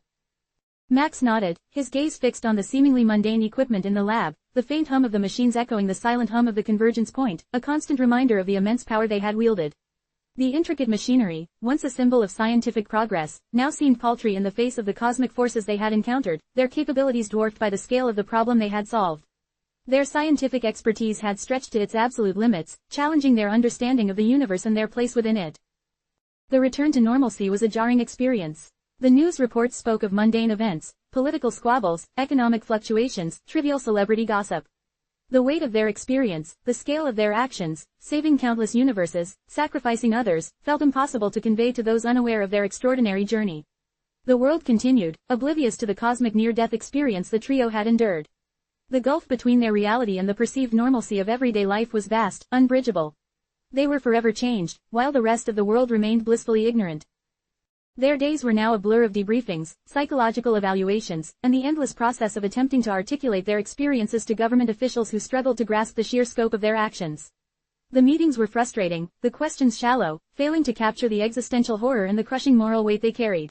Their scientific brilliance and their technological prowess were simply not sufficient to explain the impossible choices and the almost unbearable emotional burden they carried. The human mind was ill-equipped to comprehend such realities. The silence in their once familiar apartment was more profound than ever. The shared trauma bound them together, creating an unbreakable bond, yet it also served as a constant reminder of the things they had seen, the choices they had made, and the impossible consequences they had averted. The shared experience, while forging a powerful connection, also served as an unbreachable wall between them and those who hadn't witnessed the vastness of the multiverse, the fragility of reality, and the terrible price of salvation. Sleep offered little respite. Nightmares plagued them, replays of collapsing timelines, the screams of dying civilizations, the weight of their impossible decisions pressing down on their chests. The emotional trauma was etched into their minds, a constant reminder of the price they paid for their triumph. The once welcome quiet of the night was now filled with the echoes of their experiences, a never-ending replay of the events that had irrevocably altered their lives. The mundane tasks of daily life, grocery shopping, paying bills, even eating, felt almost impossible. The contrast between the immensity of their actions and the triviality of their daily existence was jarring, a constant reminder of the impossible gulf between the universes they had saved and the world they had returned to. Their sense of normalcy had been shattered, replaced by a constant awareness of their altered perceptions, their changed realities, and their changed lives. Slowly, painstakingly, they began to find a new normal, a different kind of balance. They continued their work, focusing on projects that felt meaningful, striving to apply the knowledge gained from their experience to make a positive impact on their own world. But the memories remained, a constant companion, a reminder of the vastness of the cosmos, the fragility of reality, and the impossible choices they had made, a reminder of the universe they had saved and the cost of their victory. The echoes of their experiences would forever resonate within them, a constant, unyielding reminder of the day they saved the multiverse. The future remained uncertain, filled with the potential for future challenges. Yet, the cautious optimism remained, a light against the backdrop of the profound changes they had wrought. The journey had been perilous and demanding, and they had returned forever changed. This new beginning, however tentative, carried the weight of both their past and the uncertain, challenging future that lay ahead. Their shared experience had bound them closer, creating a new reality between them, one stronger and more resilient than the everyday reality that surrounded them. Chapter 6. Echoes in the Void. The sterile white walls of their apartment seemed to press in on them, a stark contrast to the chaotic beauty of the converging universes they had recently traversed. The silence, once a comfort, now felt heavy, pregnant with unspoken anxieties. Max stared out the window, the city lights blurring into a meaningless spectacle. The vibrant tapestry of the multiverse, teeming with life and death, had been replaced by the monotonous humdrum of earthly existence. The sheer dissonance was almost physically painful. Tom, slumped on the worn sofa, nervously traced patterns on a discarded napkin. His usual jovial demeanor was replaced by a haunted look, his eyes shadowed with a weariness that went beyond simple fatigue. He hadn't slept properly since their return, plagued by vivid nightmares of collapsing realities, the agonizing screams of countless beings echoing in the silent chambers of his mind. The psychological evaluations hadn't helped. The therapists, despite their best intentions, were simply ill-equipped to comprehend the sheer scale of their trauma. They spoke of PTSD, of coping mechanisms, but their words felt hollow, inadequate to address the cosmic horror they carried within them. The physical scars were less obvious, but no less real. Max's hand, still slightly numb from the residual energy surge at the convergence point, twitched involuntarily. Tom carried a faint but persistent ringing in his ears, a phantom echo of the cataclysmic energy they had manipulated. These were minor inconveniences compared to the psychic wounds that festered beneath the surface, slowly poisoning their minds and their spirits. Their relationship, once a comfortable partnership based on mutual respect and shared scientific curiosity, was strained. The weight of their shared experience had created an unbreakable bond, but it also erected invisible walls.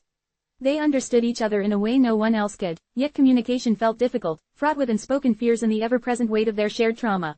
Simple conversations often ended in strained silences, each lost in the labyrinthine corridors of their own memories. The vibrant energy that had once characterized their interactions had been replaced by a quiet, almost fearful understanding. The debriefings continued, a Sisyphean task of trying to convey the incomprehensible. Government officials, with their limited understanding of physics and an even more limited grasp of the multiverse, peppered them with questions that seemed trivial and reductive. They couldn't comprehend the moral dilemmas, the agonizing choices made in the face of certain annihilation. Max and Tom found themselves repeating the same explanations, their voices strained, their patience wearing thin. The frustration was palpable, a simmering anger born of the inability to convey the enormity of their experience. Their scientific expertise, normally a source of pride and accomplishment, felt like a useless weapon in this new battle, the battle for understanding and validation. The outside world continued its oblivious march towards the future, unaware of the cosmic drama they had barely averted. News channels focused on petty political squabbles and celebrity gossip, a stark contrast to the cosmic battles they had fought. The disjunction was jarring, alienating, making their already fragile reintegration even more difficult. They were strangers in a familiar land, forever altered by events most couldn't even imagine. They tried to resume their research, hoping to find solace in the familiar rhythm of scientific inquiry. But even the equations, once a refuge, felt tainted. The universe they knew, the laws of physics they had dedicated their lives to understanding, felt fundamentally different now. They had witnessed its fragility, its inherent chaos. The elegant mathematical structures that once held such allure now seemed inadequate, a simplified representation of a far more complex, unpredictable reality. Sleep offered no escape. The nightmares persisted, morphing and intensifying, becoming more vivid and more terrifying. The screams echoed louder, the images more horrific. The weight of the impossible choices they had made pressed down on their chests, suffocating them in the suffocating silence of their nights. The sounds of the city, normally muted, now felt intrusive, a constant reminder of a world that continued oblivious to their harrowing experiences. Even the simplest tasks felt monumental. The taste of food was bland, the feel of fabrics dull. The vibrant tapestry of their lives, once so full of color and promise, had been bleached to a monochrome existence. The joy of scientific discovery felt distant, overshadowed by a deep-seated weariness, a profound sense of loss. Slowly, almost imperceptibly, a new kind of normalcy began to emerge. It was not the normalcy they had known before, but a different kind of balance, a fragile equilibrium built on the foundations of their shared trauma. They found a strange comfort in their mutual understanding, a silent communion built on their shared memories and their collective burden. They sought solace in simple acts of kindness, small gestures of support that demonstrated the resilience of their bond. They continued their work, but with a different perspective, a new sense of purpose. Their scientific curiosity remained, but now it was tempered by a deeper awareness of the universe's vastness and fragility. Their knowledge, once purely academic, now carried the weight of real-world consequences. They channeled their experiences, transforming their trauma into a driving force for positive change. Their efforts focused on projects designed to mitigate future risks, to prevent similar cosmic catastrophes, to safeguard the multiverse from the same threats they had faced. The echoes of their journey remained, an indelible imprint on their souls. But the echoes were no longer a source of terror, instead, they served as a constant reminder of their strength, their resilience, and the unbreakable bond they shared. The future remained uncertain, a vast expanse filled with both potential and peril. But they faced it together, armed with their shared experiences, their collective wisdom, and their enduring hope. The journey had altered their perception of reality, shifting their lives forever, creating a new reality between them, built on the ashes of their trauma, yet strengthened by its flames. Their new beginning, a hesitant yet hopeful dance towards an uncertain future, carried the weight of their shared past, but it also held the promise of a brighter tomorrow. The city lights, usually a comforting blanket of warmth, felt cold and distant. Max found himself staring at them for hours, searching for some sign, some subtle flicker that hinted at the instability he felt deep within his bones.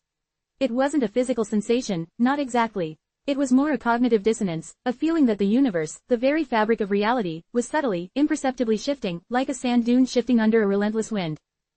Tom, sensing his unease, placed a hand on his shoulder. "Still feeling it?" he asked, his voice low and husky. Max nodded, unable to articulate the creeping dread that coiled within him.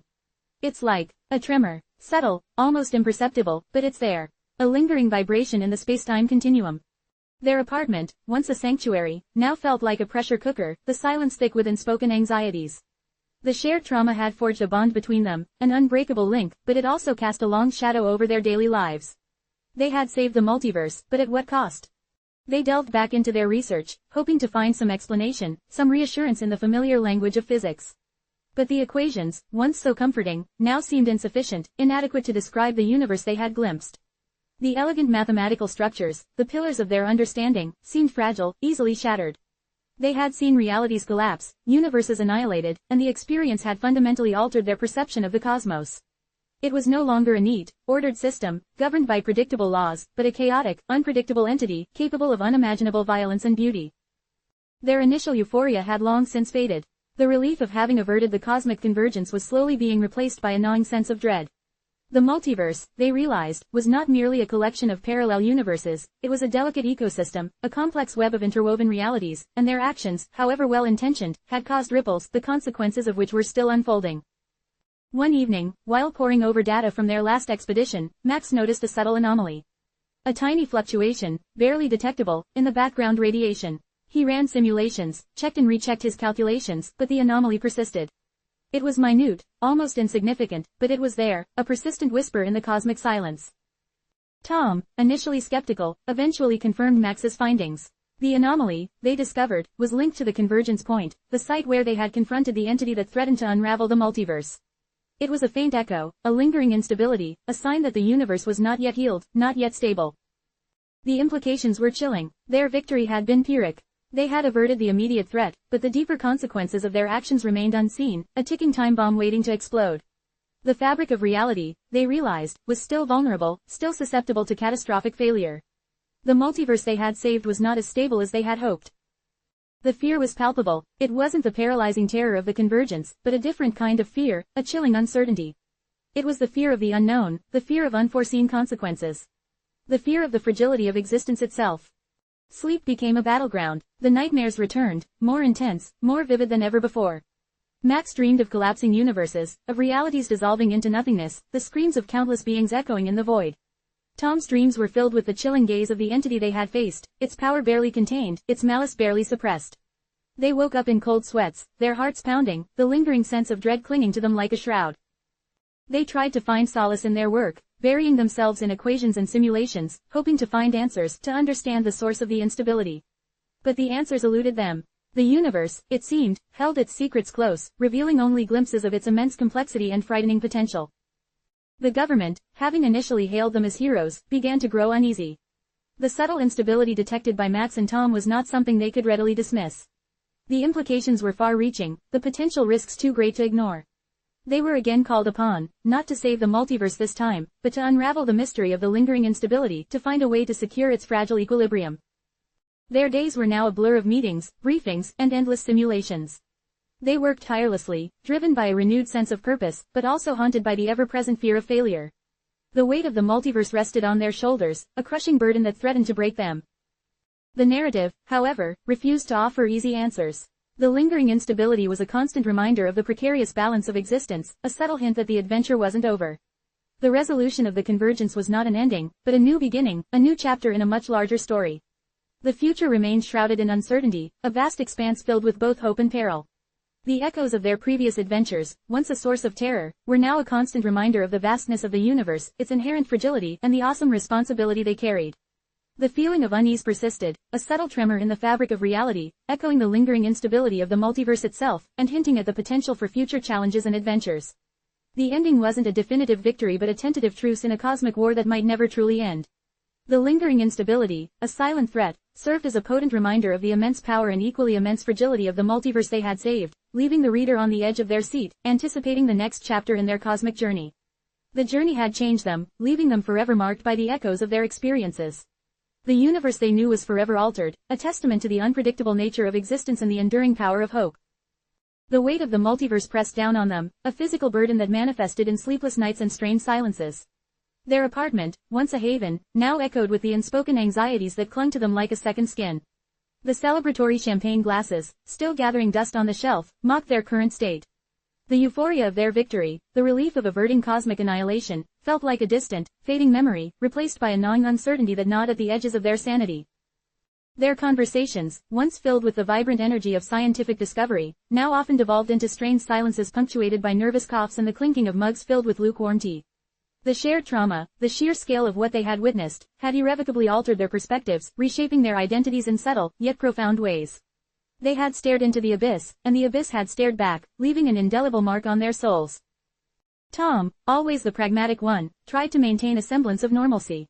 He buried himself in work, poring over data, attempting to find patterns, to make sense of the chaos they had encountered. But his efforts yielded little in the way of tangible results. The universe, it seemed, was deliberately obscuring its secrets, revealing only fragmented glimpses of its vast, incomprehensible complexity. Max, on the other hand, was consumed by a relentless wave of existential dread. He found himself unable to shake the images from his mind, collapsing universes, the silent screams of dying stars, the chilling gaze of the entity they had confronted. Sleep offered little respite, his dreams plagued by vivid, terrifying visions that left him drenched in sweat and gasping for air. Their relationship, once defined by playful banter and shared scientific curiosity, had undergone a metamorphosis.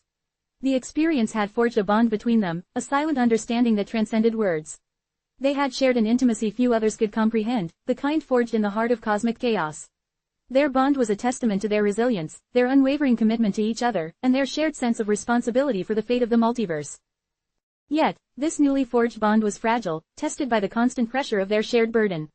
The unspoken anxieties, the weight of their collective trauma, threatened to fracture their friendship. They found themselves tiptoeing around each other, afraid of disturbing a delicate balance that could easily shatter. One evening, while attempting to distract himself with a mindless game of chess, Tom confessed his fear. "It's not just the instability, Max," he admitted, his voice barely above a whisper. "It's the uncertainty, the not knowing. It's terrifying." Max looked at him, his eyes filled with a mixture of understanding and sympathy. He knew exactly what Tom meant. The feeling of being adrift in a vast, unpredictable ocean, with no shore in sight, was a constant companion. The comfortable predictability of their lives before the convergence was gone, replaced by an unnerving sense of impermanence.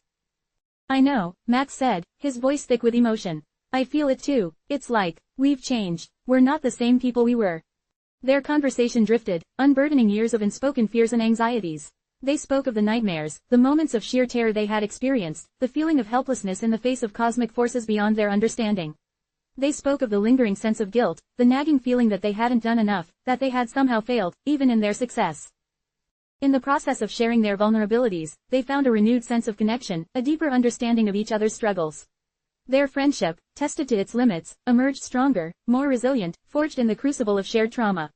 They discovered that the true measure of their bond wasn't the absence of fear, but their willingness to face it together, hand in hand, shoulder to shoulder. The government, aware of the deepening anxieties of their two leading scientists, attempted to offer support, but their gestures felt clumsy, inadequate. The complexities of multiversal physics were far beyond the comprehension of the average bureaucrat. Their assurances of funding and resources paled in comparison to the existential dread that consumed Max and Tom. The scientists continued their work, driven by a renewed sense of purpose, a shared determination to understand the source of the instability and secure the fragile equilibrium of the multiverse. They knew that the stakes were impossibly high, that the future of countless realities depended on their success. But they also knew that they weren't alone. They had each other, and that, in itself, was a source of strength, a beacon of hope in the face of cosmic uncertainty. The subtle anomalies continued, the faint echoes of the convergence whispering in the cosmic silence. But now, they faced those echoes not with paralyzing fear, but with a cautious determination. They were changed, irrevocably altered by their experiences. But they were not broken. Their friendship, forged in the fires of a multiversal crisis, had become their greatest asset, their most powerful weapon in their ongoing battle to safeguard the fragile tapestry of reality. The journey had been arduous, filled with peril and uncertainty, but it had also revealed the true strength of their bond, a bond that had the potential to withstand even the most devastating cosmic storms. The future remained uncertain, filled with the potential for both hope and despair, but they were ready to face it, together, ready to navigate the treacherous currents of the multiverse, guided by their shared experiences and the unbreakable link of their friendship. The echoes of the void, once a source of dread, now served as a constant reminder of their shared purpose, a reminder that their adventure, far from being over, was only just beginning. The hum of the servers in their makeshift lab was a constant, low thrum that resonated in the quiet of the night. Tom, hunched over a complex array of data streams, traced patterns with a weary finger, his brow furrowed in concentration. The algorithms churned, spitting out reams of information, yet the answers remained elusive, obscured by a veil of cosmic obfuscation. The convergence, the near-catastrophic event that had brought countless realities to the brink of collapse, had left behind more questions than answers. The data hinted at a deeper structure, a fundamental principle governing the multiverse that was beyond their current understanding. They had glimpsed the entity, the being responsible for the instability, a consciousness that existed outside the confines of space and time, a cosmic architect of unimaginable power and unsettling intent.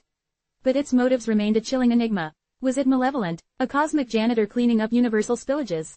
A disinterested observer, experimenting with the very fabric of reality?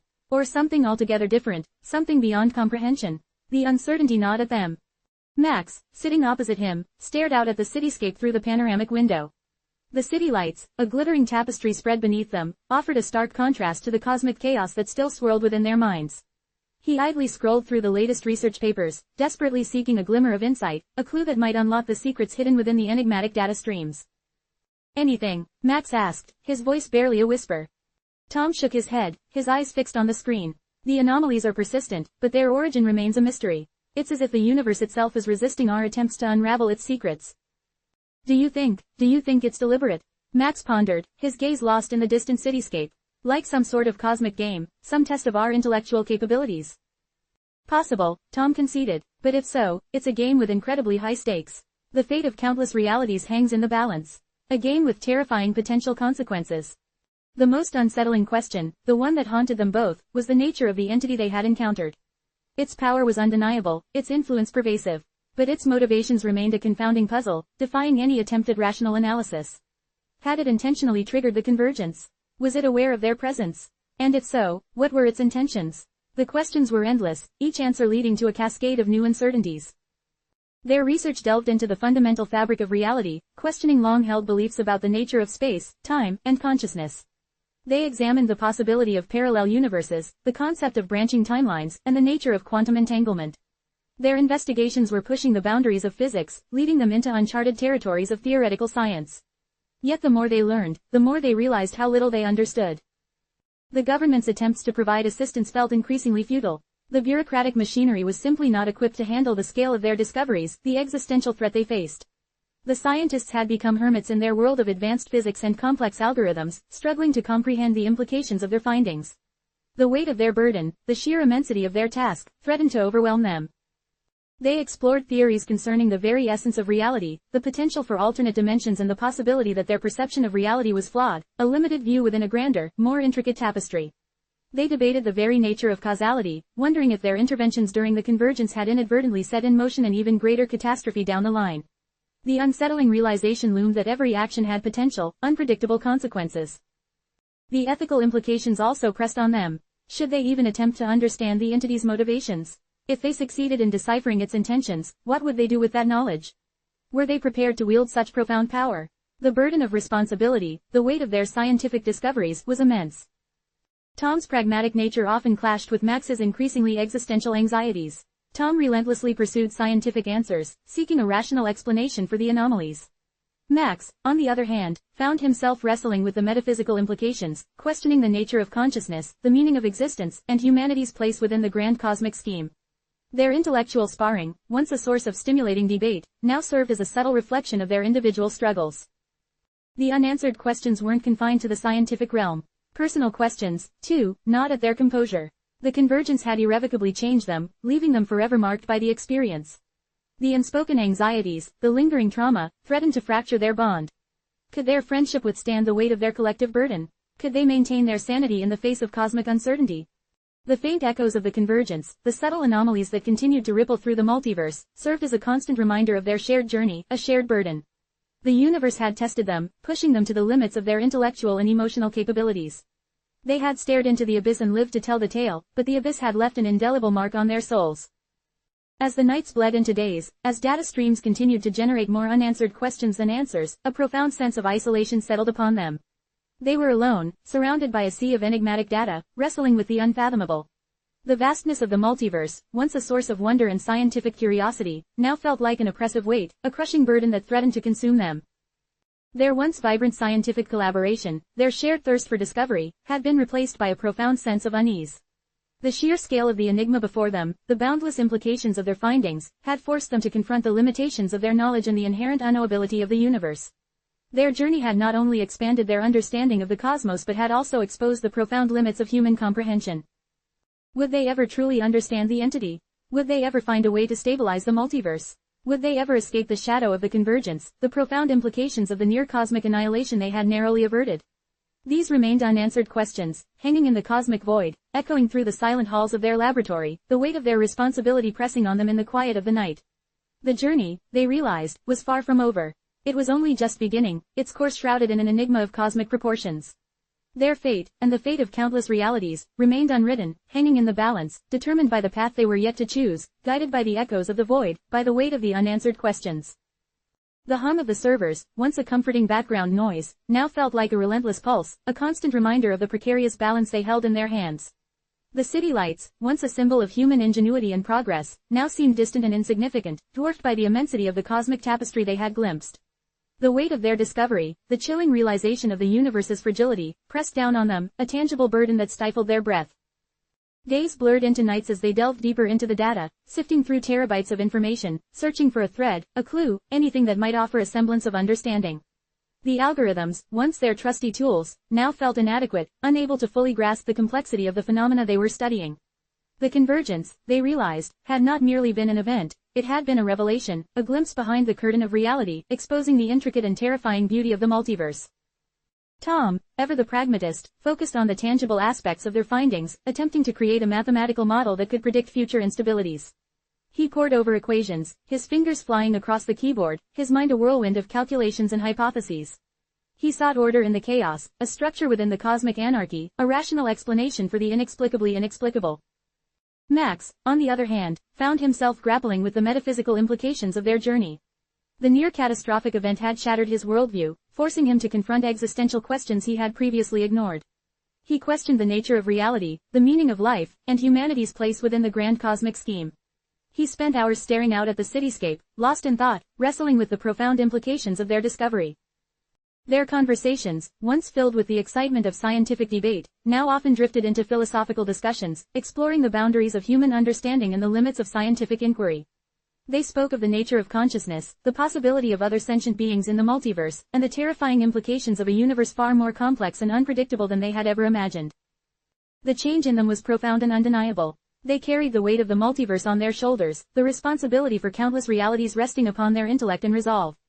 The fear of another convergence, the chilling possibility of another near-cosmic annihilation, was a constant shadow, hanging over their every interaction. Their laughter, once spontaneous and unrestrained, was now punctuated by silences, by moments of shared apprehension. Yet, amidst the fear and uncertainty, a newfound strength emerged. They had stared into the abyss, confronted the fragility of existence, and somehow, they had survived. This shared experience, this brush with cosmic annihilation, had forged an unbreakable bond between them. They had discovered a resilience they never knew they possessed, a capacity for facing the unknown with a courage born of desperation and a sense of shared purpose. Their new perspective transcended the purely scientific. It permeated every aspect of their lives, shaping their interactions with the world and their relationships with others. They had learned the value of human connection, the importance of empathy and understanding in the face of overwhelming adversity. The vastness of the multiverse, once a source of awe and wonder, now served as a reminder of the fragility of life, the preciousness of human experience. They began to see the beauty in the mundane, finding solace in the simple things they had once taken for granted. The city lights, once insignificant, now held a deeper meaning, a symbol of human resilience and the enduring spirit of humankind. The hum of the servers, no longer a source of anxiety, became a soundtrack to their shared journey, a constant companion on their quest for understanding. Their research continued, but it was different now. It was no longer driven solely by the pursuit of scientific knowledge, but by a deeper sense of responsibility, a profound commitment to preventing another convergence. They had learned that scientific inquiry wasn't just about understanding the universe, but about protecting it, about safeguarding the countless realities that depended on their efforts. The government, initially dismissive, now offered a cautious level of support, recognizing the gravity of their discoveries and the existential threat they represented. The bureaucratic machinery, though cumbersome, was slowly adapting to the unprecedented scale of their findings. They were given access to resources and expertise that were previously unimaginable, allowing them to push the boundaries of scientific understanding even further. But despite the increased support, their sense of isolation persisted. The enormity of their task, the weight of their responsibility, separated them from the rest of the world. They were pioneers on the frontiers of scientific discovery, explorers in the uncharted territories of the multiverse. Their journey was a solitary one, a path they trod alone, guided only by their shared experiences and the echoes of the void. Tom and Max, changed by their cosmic journey, were no longer just physicists, they were guardians of the multiverse, entrusted with the fate of countless realities. Their newfound perspective, born from the crucible of cosmic near-destruction, had transformed them into something more than they had ever been, a testament to the human spirit's ability to endure, adapt, and overcome even the most formidable of challenges. The echoes of the void, once a source of fear and uncertainty, now served as a reminder of their shared journey, a constant reminder of the extraordinary power they possessed to shape the fate of the multiverse. Their path forward remained uncertain, but one thing was clear, they were ready to face whatever challenges lay ahead. The universe had tested them, pushed them to their limits, and in doing so, it had revealed the extraordinary strength of the human spirit and the boundless potential for understanding the mysteries of the cosmos. The journey had just begun. Back matter. Convergence event, a catastrophic event involving the near collision of multiple universes within the multiverse.